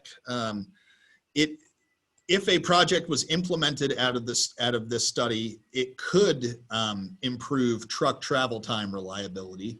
That certainly is a possibility. This is the first one that we've talked about yet that could have a direct impact on truck travel time reliability. But in terms of those other prompts, this is not in any state freight plan as a bottleneck at this point. So for freight movement, Why don't we give it a 5 until we get a little further on in the process? everybody okay with a 5? I guess I hear what you're saying though. So this is, but the Fisher Cat Stadium is kind of near the hospital, right? Yes, there's a hospital Catholic just on the Medical other side of Center? exit 4. Yep, Okay, 4. So okay, I'll go with 5. which is right in the middle of this area. Yep. Okay, Lori, you okay with 5 on freight movement? Yeah, I'm okay with it. Okay. Equity and environmental justice. This has a lot of this whole area is in an area of the city that has high minority population, high poverty population, limited English proficiency population, disability population is all within and adjacent to this study area along 293. So there's lots of those kind of what they call traditionally underserved populations in this project area. It's also the first one that we've talked about that is potentially has a public health connection. There was a 2013 health impact assessment in this area that talked about the need for transportation improvements along within this neighborhood, especially along 2nd Street neighborhood. In terms of air quality impacts, it's hard to say at this point because we don't know what will come out of the study. At this point, we're just funding a study, or you know, the proposal is to fund a study. We don't know what would come out of that study in terms of recommendations and what those air quality impacts would be. Let's give it a 10. I'm for Linda, 10. are you, Lori's at a 10? Linda's I'm going to abstain, right? Yes, I am. Yeah, okay. I'm learning.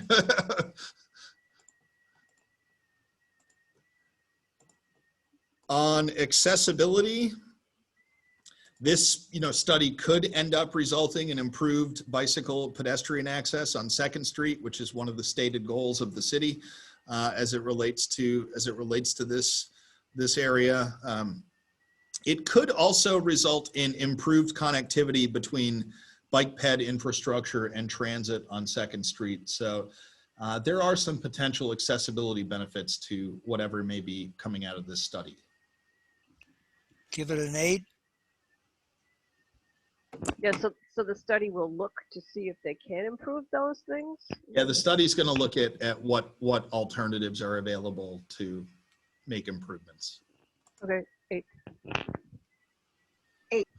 Okay.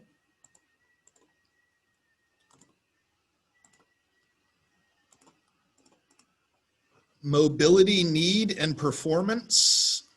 So this is a principal arterial. This is part of the interstate system, I-293, as well as the The adjacent Second Street is also a principal arterial. This is, in terms of mobility and delay, this is this is an area that's popped out of our regional travel demand model as having volume to capacity issues now and exacerbated in the future. So this is one of our regional target areas in terms of congestion and delay in the future. And our pending congestion management process, which we're going to talk about at the TAC meeting tomorrow, also identifies moderate congestion in this area. There is some transit in this area along Second Street in particular. So local route ridership in that area was 36,600.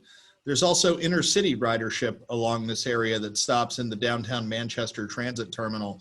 And that intercity transit ridership to Boston totaled 14,500 in 2019. So there's lots of mobility things kind of coming and needs coming together in this particular area.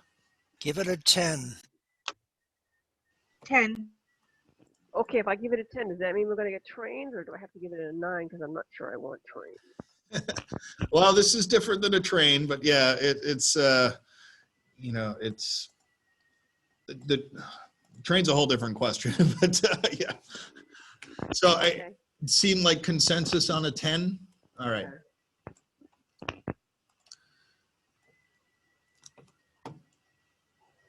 Mobility intervention, we don't fully know yet what the mobility interventions that will be proposed out of this study will be.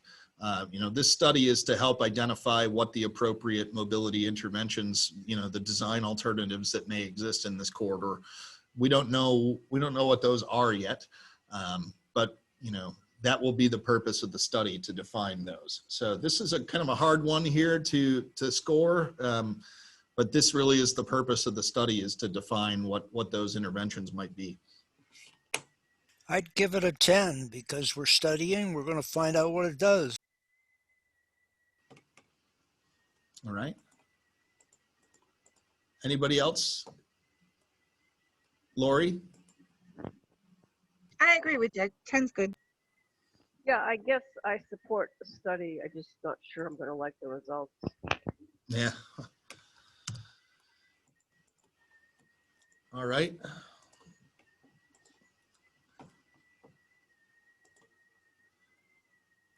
Hazard risk.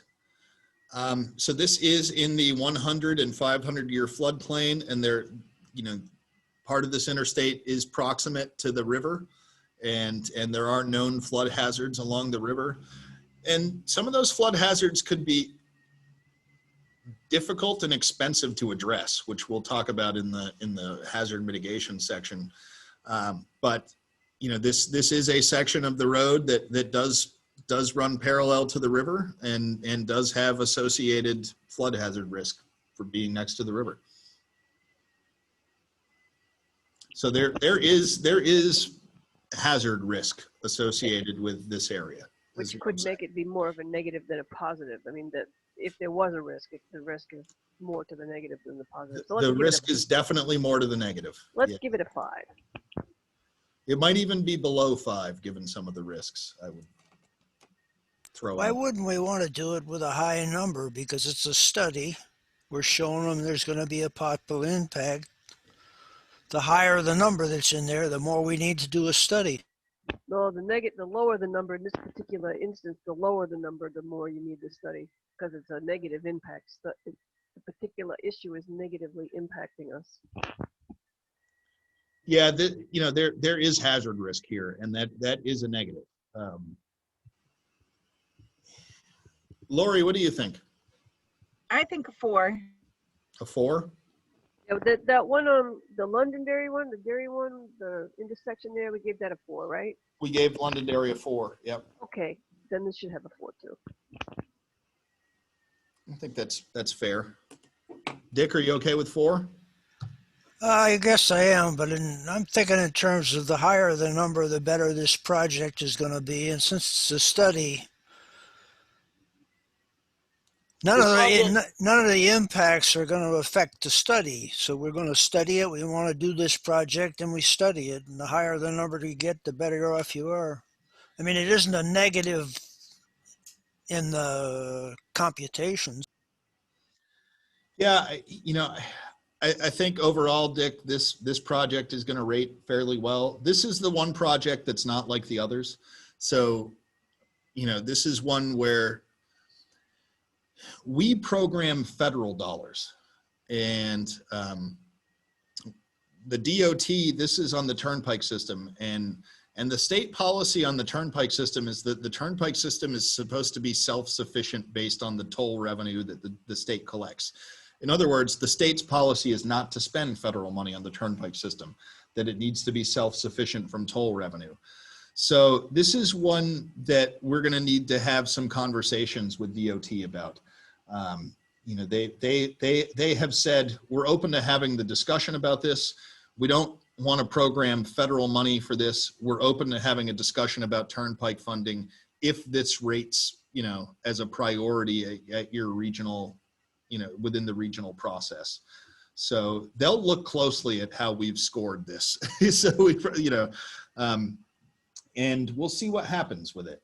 This is the one that's a little bit different than the others, just because it's turnpike system and therefore is likely to have, if it gets funded, is likely to have turnpike funding. But based on the scoring so far, it's doing okay. Let's put it that way. But to confirm with Dick, my understanding of this particular issue, the natural hazard risk issue, if there is a high hazard risk, then it gets a lower score, which actually puts it into a higher priority category because it has a lower score because it has a higher risk. Is that correct? So it gets a lower number, which means people say, oh, that's a bad place. We need to look at this place. Yes? It gets a lower number, not realizing that there's risk to the ability to complete a project there. Whether that's really the way it really works in concert with the next one down, which is hazard mitigation.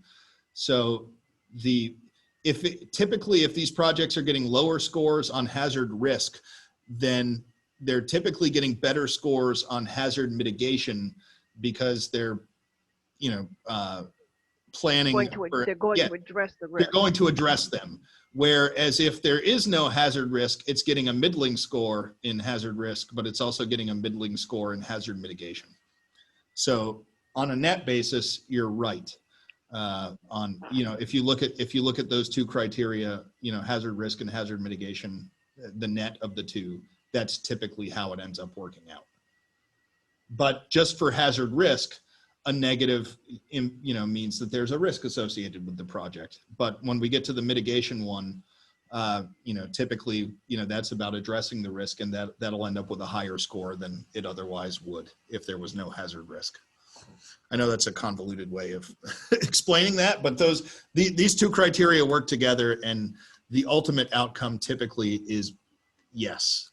That is, it ends up getting higher on a net basis between those two criteria when you consider them together.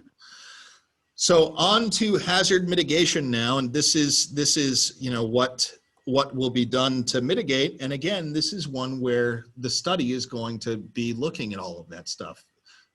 So the study is really about how to do those mobility interventions that we talked about a minute ago in the context of the hazards that exist and how to mitigate those. So this is one that you'd probably give a pretty decent score to. So I would think it would get an 8 at a minimum if I knew what specific risks they had impacted them in 2006, 2007. I might go up to 9, but I think 8 anyways. 8 seems fair given that it's a study and we don't have all the answers yet.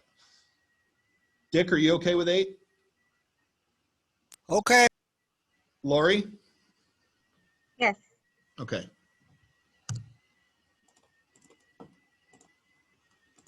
So in terms of traffic volume, this section of I-293 has the highest traffic volume of any of the projects that we're going to look at today.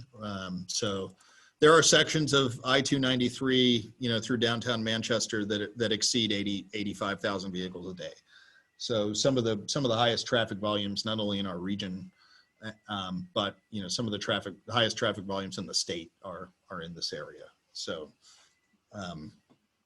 you know, in terms of volume of activity here, it's really high. Give it a 10. Is everybody okay with a 10? Yeah. Yes.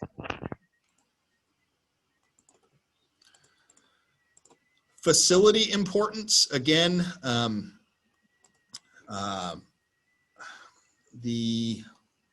see,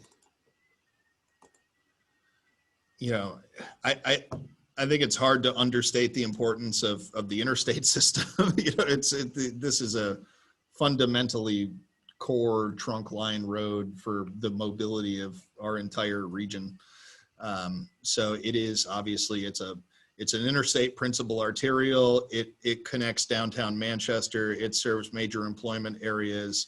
It's pretty fundamentally important as a facility. I might even suggest that you rate this one a 10. I take your suggestion. Is everybody okay with 10? I am. All right. In terms of safety performance, we're still doing a little bit of homework on the crash history here and trying to break it out. There's a lot of crashes that happen on you know, when you're talking about 85,000 vehicles a day on parts of this road, crashes are going to happen. They're going to happen fairly frequently. We know that there have been 375 crashes, I think, is it over the past 5 years in that area. We need to do some more homework to figure out how those 375 crashes break out in terms of severity, but certainly there are serious injuries as well as property damage only injuries included in that 375. When you're dealing with interstate speeds and that level of traffic volume, we're doing some more homework on that, but you know, the crash history here is very substantial. So 8, okay. Everybody okay with an 8 there? Yep. All right. Sure. Okay.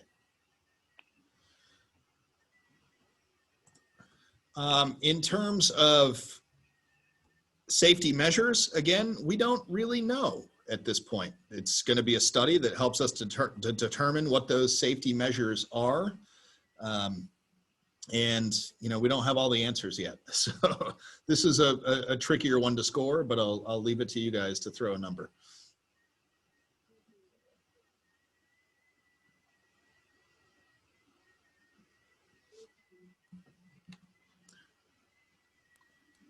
How about we give it a 10?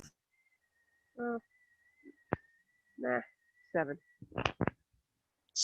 7 due to the uncertainty. Yep. Yes. 7 works for me. Lori, you okay with 7? Yeah, I'm okay with the 7, but when do you think that they would go out and do this study? That's a good question. They would do, if they agreed to fund this study and do it, it would likely happen sooner than later. It likely would happen within the next 2 to 3 years, I would guess. So it would They happen. would not wait 10 years to do it. They wouldn't put it on the back of the 10-year plan in year 10 like they would with a normal project. Yeah, Well, yeah, what- we're either at a 7 or less. I mean, we're not at a 7 or above. What's that? We're at 7 on safety measures. Is Right. that So I'm either in favor of 7 or less than 7. I'm not in Okay. favor of 7 or above the okay? 7. Yep, understood. Lori, are you okay with 7? Yes, I'm okay. Okay, all right.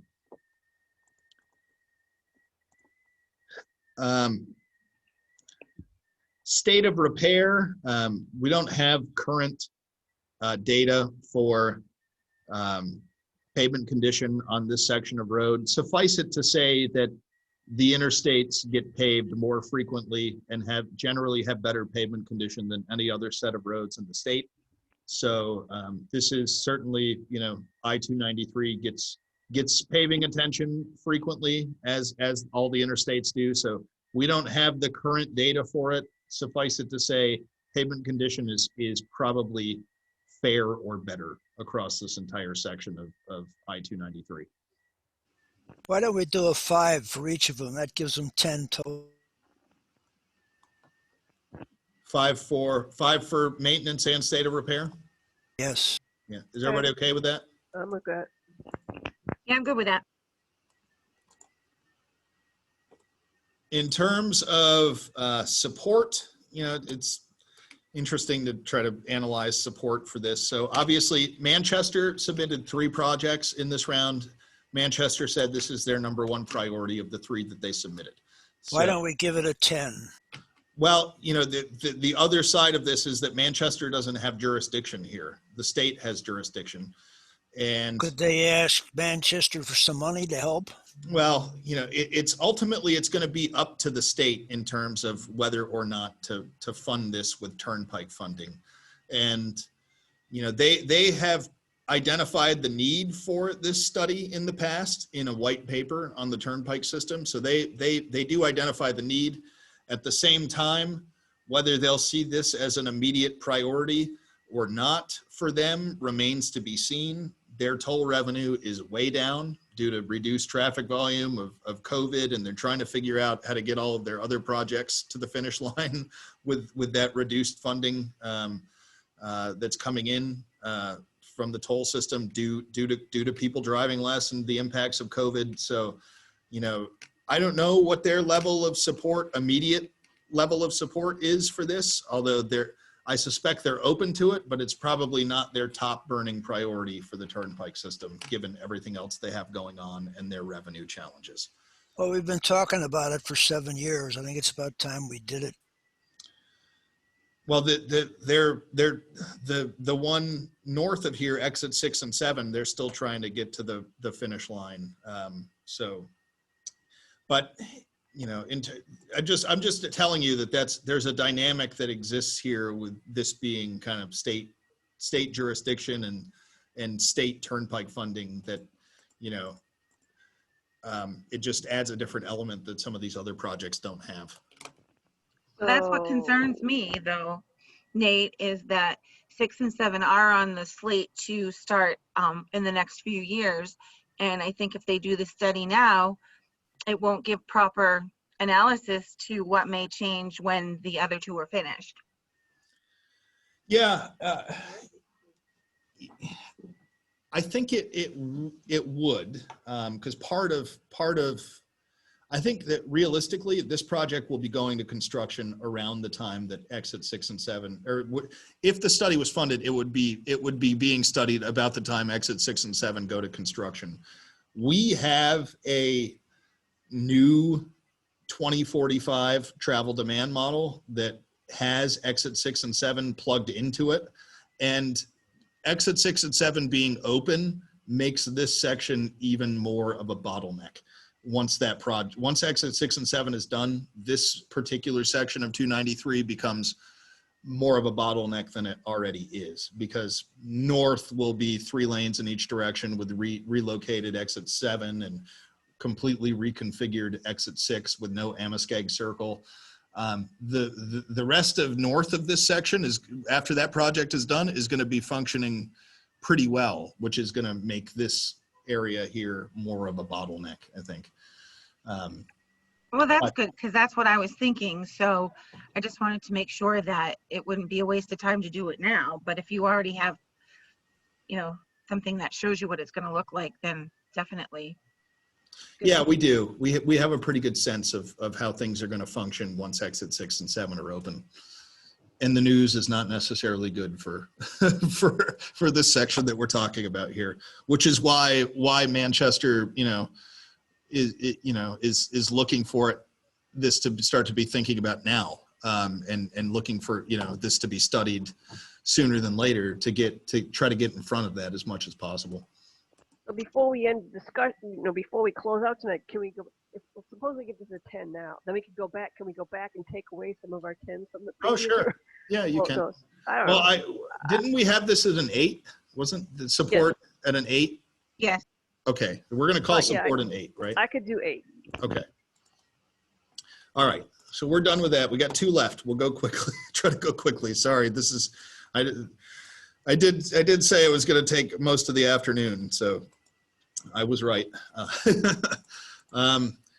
Now we're on to exit 8 interchange. This is the exit in Manchester, I-93 exit 8, which is the Wellington Road, which is what Bridge Street becomes Wellington Road. This is that interchange. Looking at, this isn't a redesign of the interchange or the interstate. This is looking at the 3 intersections on Wellington Road with the northbound ramps, the southbound ramps, as well as Mammoth Road, and looking at connecting those improving the signals and the adaptive signal between those three intersections, as well as some targeted potential intersection improvements there to maybe add some turning lanes to some of those intersections if necessary. So this is not looking at reconfiguring the interstate itself. This is looking at the actual Wellington Road 3 intersections. So this would probably be a less expensive project. it depends on what it ends up being, but yes, it's not, you're not, it's probably depending on what geometrically needs to be done to the intersections. It could be a couple $1 million. It's probably in the 2 to 3 million range overall. We're having our engineer take a look at this and scope it, but it's, typically for, adaptive signal control with intersection improvements at 3 intersections, the Granite Street right now is about $1 million for 5 adaptive signal control intersections. Here we're talking about 3 adaptive signal control intersections with some improvements. So, it depends on what your scale is for what costs a lot of money in the world of transportation. But this one would be on the lower end of cost in terms of the types of projects that we see around the state. I go for 7. So local and regional economic development. So did you say 7, Linda? I go for 7 for that. Is everybody okay with 7? Works with me. I'm okay. Freight movement. This area does not appear in any of the state freight plans or anything like that. Although, yeah, 5 seems correct. That's entirely consistent with the way that we did the last one, which had all the same answers. So yes, everybody okay with 5? Yeah. Equity and environmental justice. We already know Linda will be recusing herself from this Yes. one. But on the, this does have some census tracts nearby with high minority, poverty, limited English proficiency, and disability census tracts. It also likely would improve air quality because of the improved coordination between the signals with the adaptive signal control system. That would be a net air quality benefit. 6. 6? 6, fine. Or are you okay with 6? Yes. Okay. Accessibility. There's really nothing here of note as it relates to ADA or accessibility. This is really a, intersection and signal project, not anything that deals with pedestrian infrastructure or anything like that. 5. Probably a 5. Yeah. 5. Everybody okay with 5? 5. All right. Mobility need and performance. Obviously, the biggest thing here is that the city has recently had some development being proposed in the area, and the traffic impact studies for those developments are showing that this whole area is already functioning at a level of service of D and E, which is not good. and will exceed volume to capacity ratio in the area by 2030. So it's on its way to being substantially over capacity and already has issues. And that's all documented in traffic impact studies in the area. So there is some mobility need here. It's not, you know, the intense congestion that we've talked about with some of the other locations so far, but the congestion exists here and is increasing. 8. Everybody okay with 8? I was looking for that last one. Okay. Are you okay with 8, Linda? Yep. Lori? It is fine. Okay. Mobility intervention. This is, you know, the interventions here are adaptive signal control installation and some targeted intersection improvements that may include additional turn lanes at some of those 3 intersections.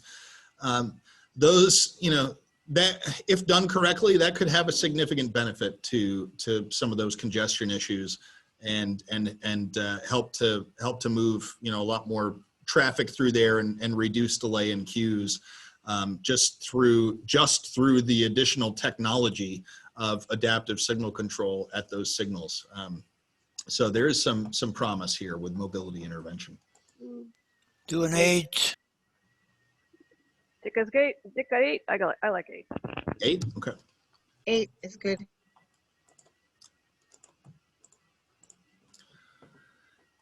Natural hazard risk, we don't have anything, we haven't noticed anything in the area, and in terms of natural hazard mitigation, the city hasn't proposed anything, you know, because we don't see any immediate risks there.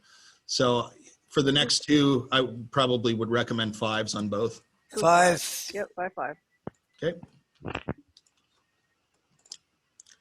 Traffic volume on Wellington Road in this area is 13,270 vehicles per day, which, you know, is comparable with the Bedford project from earlier. Linda, you weren't quite here yet. I think when we did the Bedford project earlier, we gave Bedford a 7.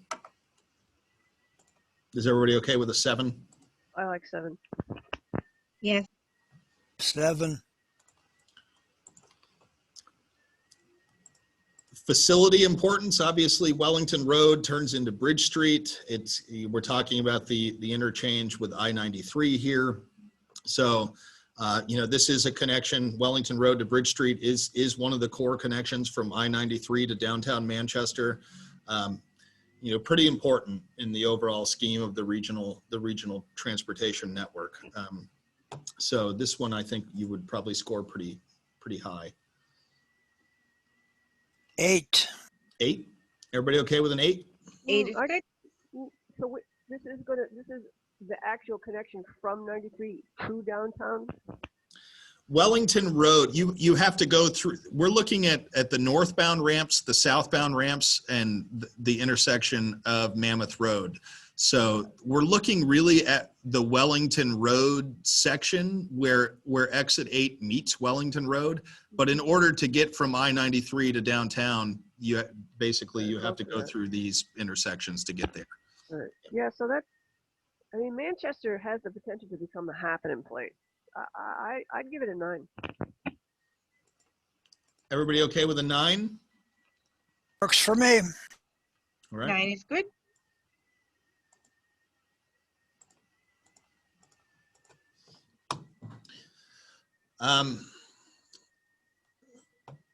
Safety performance, we need to do a little more homework on safety performance.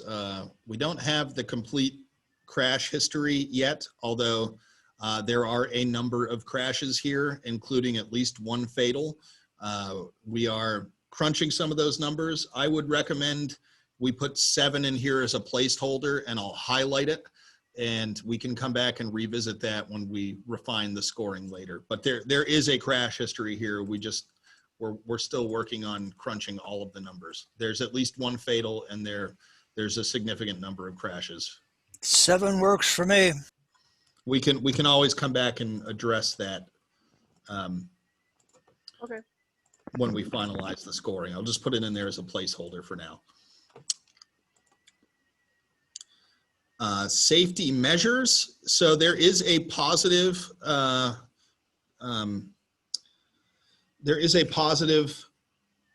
crash modification factor for adaptive signal control that is 0.83. So you would expect to see a 17% reduction in crashes just through the implementation of adaptive signal control. And depending on what is recommended by our engineers for geometric improvements, that could even improve more. So it is I would say a modest improvement in safety, but it is an improvement.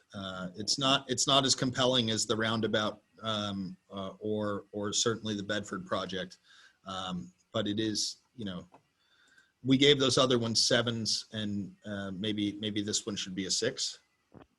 I like 6. All right. Yeah, Everybody but okay with 6? we got a higher traffic volume. That means we're going to be saving more people's lives and property damage. I think I'd push it up to an 8. This is, it's a more modest one. You're right in terms of exposure. How about 7? I'll go as high as 7. I won't go 8. 7. 7 is good. All right.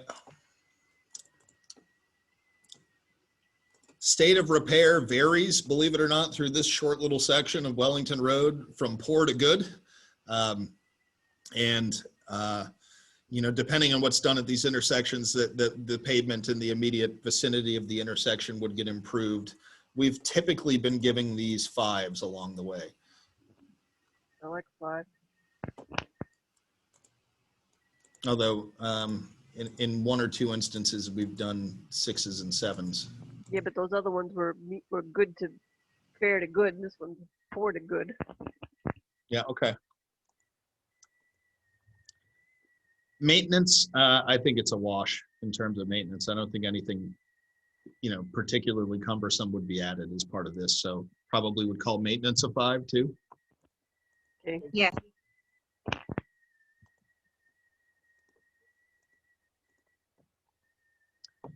And support, this is the city's number 2 priority for this 10-year plan update. So we gave the city's number 1 priority an 8.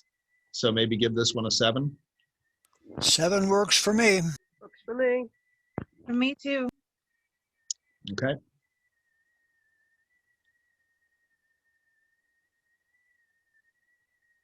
Moving right along. Moving right along. You are right, Dick. All right. We have come to our final one of the day, and then we can take a look at our results. Final one of the day this is the intersection of US Route 3, which is known as Hooksett Road and Campbell Street. And also included in this project is the nearby intersection up Campbell Street of Campbell Street and Hamel Drive. So Hooksett Road and Campbell Street is a signalized intersection that would be getting expanded. Campbell Street and Hamel Drive is an unsignalized intersection that would be converted to a roundabout as part of this project. So you have 2 different intersections kind of in a little system there. One of them is signalized and getting expanded, and the next one up is going to be converted to a roundabout. Local and regional economic development. Does the project relate to a documented community revitalization or economic development effort? Not that we've found. We haven't found any specific reference to this project in any of the local economic development plans. Although there is some potential connectivity to areas that do have employment concentration. Let's give it a nice 5. Everybody okay with a 5? Sure. I guess that works for me. I was wondering what the people in the area are thinking. Will we get that later? Freight movement, this area is a bottleneck. So it is referenced in the state freight plan as a bottleneck, but it's not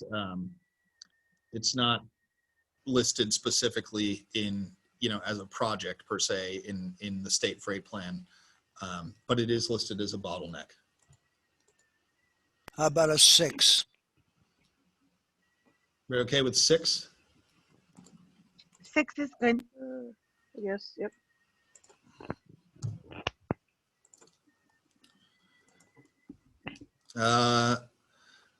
Linda is going to abstain here, I think, but this one does have tracks of minority, limited English proficiency, and disability census tracks.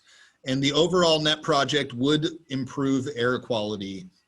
The roundabout conversion and intersection improvements both would have a modest positive impact on air quality.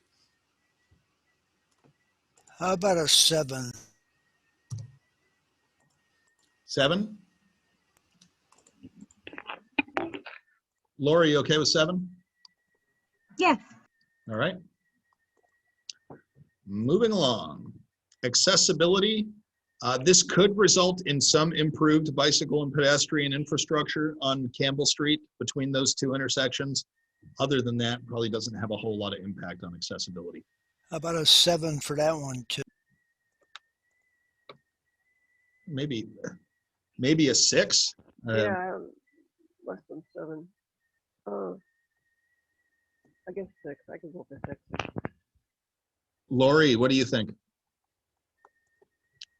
A 6 would be 5, but could we go to 5? I Dick? could do 5. 5 works for me if you. All right, we'll go to 5. Mobility need and performance. So this is a Route 3. Hooksett Road in this area is a principal arterial. Campbell Street is a major collector, and Hamill Drive off of Campbell Street is a local road. So that you've got in particular Hooksett Road, US Route 3 is a principal arterial, which is as high as it gets off the interstate system. Our pending congestion management process does identify moderate congestion here. So this is, we're definitely seeing congestion in this area. There's no transit or bicycle or pedestrian impacts that we're aware of here. So this is it's an important road, important intersection that does have some congestion documented. How about a 6? 7. I'll raise you 1. I'll raise you 7. Everybody okay with a 7? Yes. Works for me. All right. Mobility intervention. So again, this is capacity improvement at the intersection of Hooksett Road and Campbell Street, roundabout conversion. This would improve the congestion at those 2 intersections. Those are proven projects, and this one is the one where the city has already invested a few years ago into engineering of these. So we have a pretty good idea of what these projects are, and they would improve the congestion in this area. Okay, so you've seen what they're talking about for possible improvements. I have, yes. We have the plans. And 9. Yeah, I mean it's. I would say maybe. I haven't seen the plan, so I don't know. I would say maybe 7. 8. I think it's a positive impact. I don't think it's earth shattering, but it's Positive definitely a impact, positive but impact. it's a smaller impact compared to the other bigger projects. Yes, that's what I'm saying. Yes. Did you say 7, Dick? Dick, what did you say? I said 8, but 7 will work. Okay, 7. Everybody okay with 7? Yes. All right. Guys, before I have to go to a doctor's appointment, so I just wanted to let you know I'm leaving. All right. Bravo, though, almost by 4 o'clock. Almost. We're getting there. We're making Really good close. progress. I won't slow you down. All Have right. a good afternoon. Hey, take care. Bye, Carl. Yeah, thanks, Nate. So hazard risk. This is, let's see. We haven't found anything documenting hazard risk in this area within a local hazard mitigation plan, although there is some local knowledge that there's an area called Goldfish Pond nearby that exits at Hamel Drive. The plans that we have that were commissioned by the city some time ago do include a large culvert system to accommodate that. So there is, there's maybe some potential for flood hazard in the area, although the plans that we've seen so far seem to accommodate that through a pretty large twin culvert system. So what's your pleasure on hazard risk and mitigation? Why don't we do a 5 and then a 6 on the next? Okay, that seems, everybody okay with that? Yep. Yes.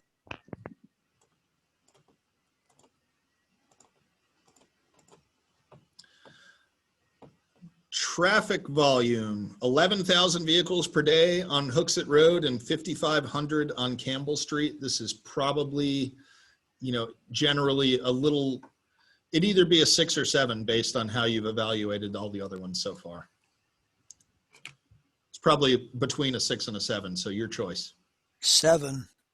7. Everybody okay with 7? Yep. Okay. Okay. All right. Facility importance. This is a connection to downtown Manchester from I-93. So this goes to the next interchange north of Exit 8 that we were talking about a few minutes ago. This is, this does provide a little bit more of a circuitous connection, but a connection nonetheless to downtown Manchester from I-93. It is, US Route 3. It's on the national highway system. So it's, and it's a principal arterial road. So all of those things lend to this having, significant facility importance. 8. Everybody okay with 8? Works for me. Yeah, 8 would be good. Okay.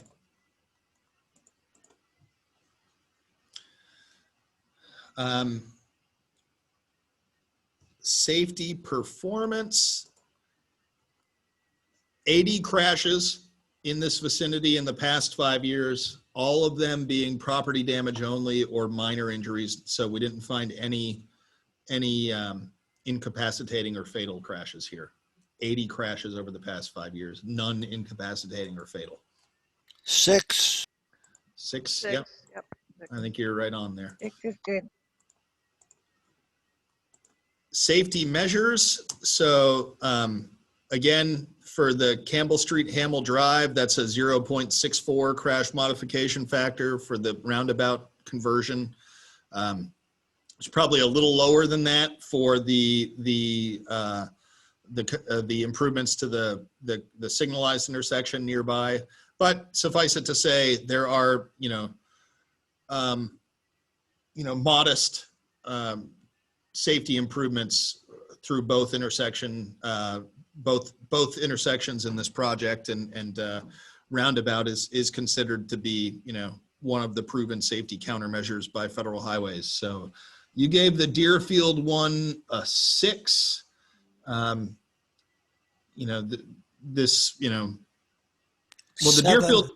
The Deerfield one had some topography challenges and some uncertainty. This one might be a 7. What do you think of 7 here? 7.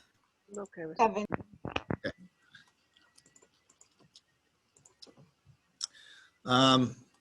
State of repair, it's poor here. The pavement condition is poor. And this obviously as the project is constructed would reconstruct the pavement in the areas around the intersection. Does that mean we give it a 4 or do we give it a 5? You probably give, I would say maybe 5 to the next 2, state of repair and maintenance. I think the maintenance is a wash. And we're talking about such a small pavement area here with the intersection that I don't know how closely we need to look at state of repair here. And you're only looking at a couple 100 feet around the intersection. It's hard to get that granular with the pavement data. Okay, I'll go 5. 5 for both. Everybody okay with 5 for both? Yes. Yep. And then support. this is the Manchester's third priority of the 3 that they submitted. So we gave their number 1 an 8, their number 2 a 7, and maybe we give this one a 6. 6. 6. I go 6. All right. Well, is everybody ready to see some results? Yes. Okay. If you are, I think we should wait and have them send us to us. So only if your thing has already added them up for you. It's already added them up. I had it all. Okay. Let's see here. If I can figure out how to share my screen again.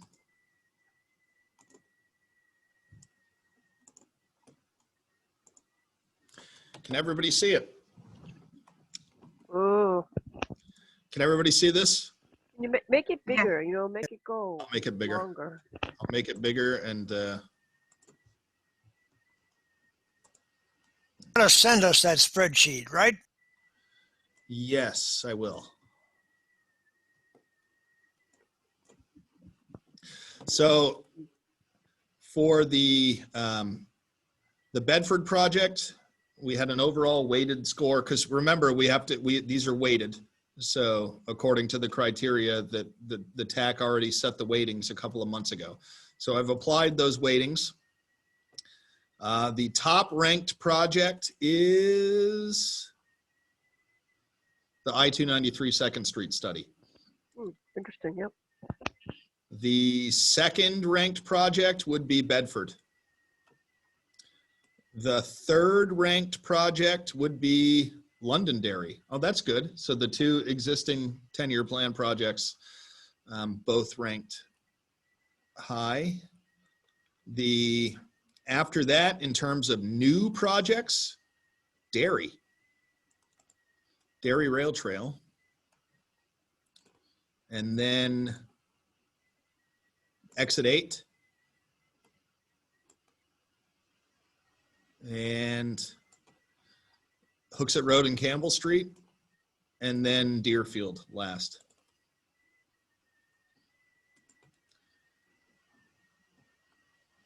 Again, we have time to tweak these. So, Not today, though. We're not doing it today. We have time. You know, these are not final scores. I'm gonna just give the TAC a briefing tomorrow that kind of puts these into categories. And I think I don't think anything is, should come off the table at this point. I think we continue to evaluate all of these projects. I think we say that, the I-293 study is our top priority from a first glance, first review. That's the top priority to move forward. And that's might be the hardest one to move forward, because it's not like the others, but we can start to at least have that discussion with DOT. We could talk about the commitment to, the 2 existing 10-year plan projects and how those ranked highly in the evaluation. And then leave the other 4 and say, we're going to continue to have our engineer look at these other 4 projects. And and get a better handle on the cost and scope of those. And based on the cost and scope, we may tweak the final scoring later on when we know more about the projects. But everything stays on the table at this point, and we can give the TAC that update, in terms of what our first look at these projects is telling us. Yeah, and I won't be able to meet the TAC tomorrow, but it is interesting. The process is interesting. And each project has to be looked at individually, and it's very interesting to see how the final analysis came out. I will admit to my prejudice about badly designed roundabouts. I think if I had a better idea of the particular roundabout for Deerfield, it might have moved up in the scale. But it's a pretty good way to do this kind of thing, I think. Yeah, I think it's worked pretty well in the past, and people have generally been happy with how things work. This is our first time using the updated criteria, though. But it's interesting how it's worked out so far. But again, we're not making any final decisions today. We'll have the opportunity to come back and revisit some of these scores once the engineering review is in. But at least in terms of a first cut, I think we've accomplished that, and I can report to the TAC tomorrow. Thank you, and thank you, Dick, and thank you, Lori. Thank you all Yeah, for thank you, everybody. for spending the afternoon and going through this, and we really appreciate your time, and thanks for going through it in this much detail with us. It's super helpful to walk through it with all of you.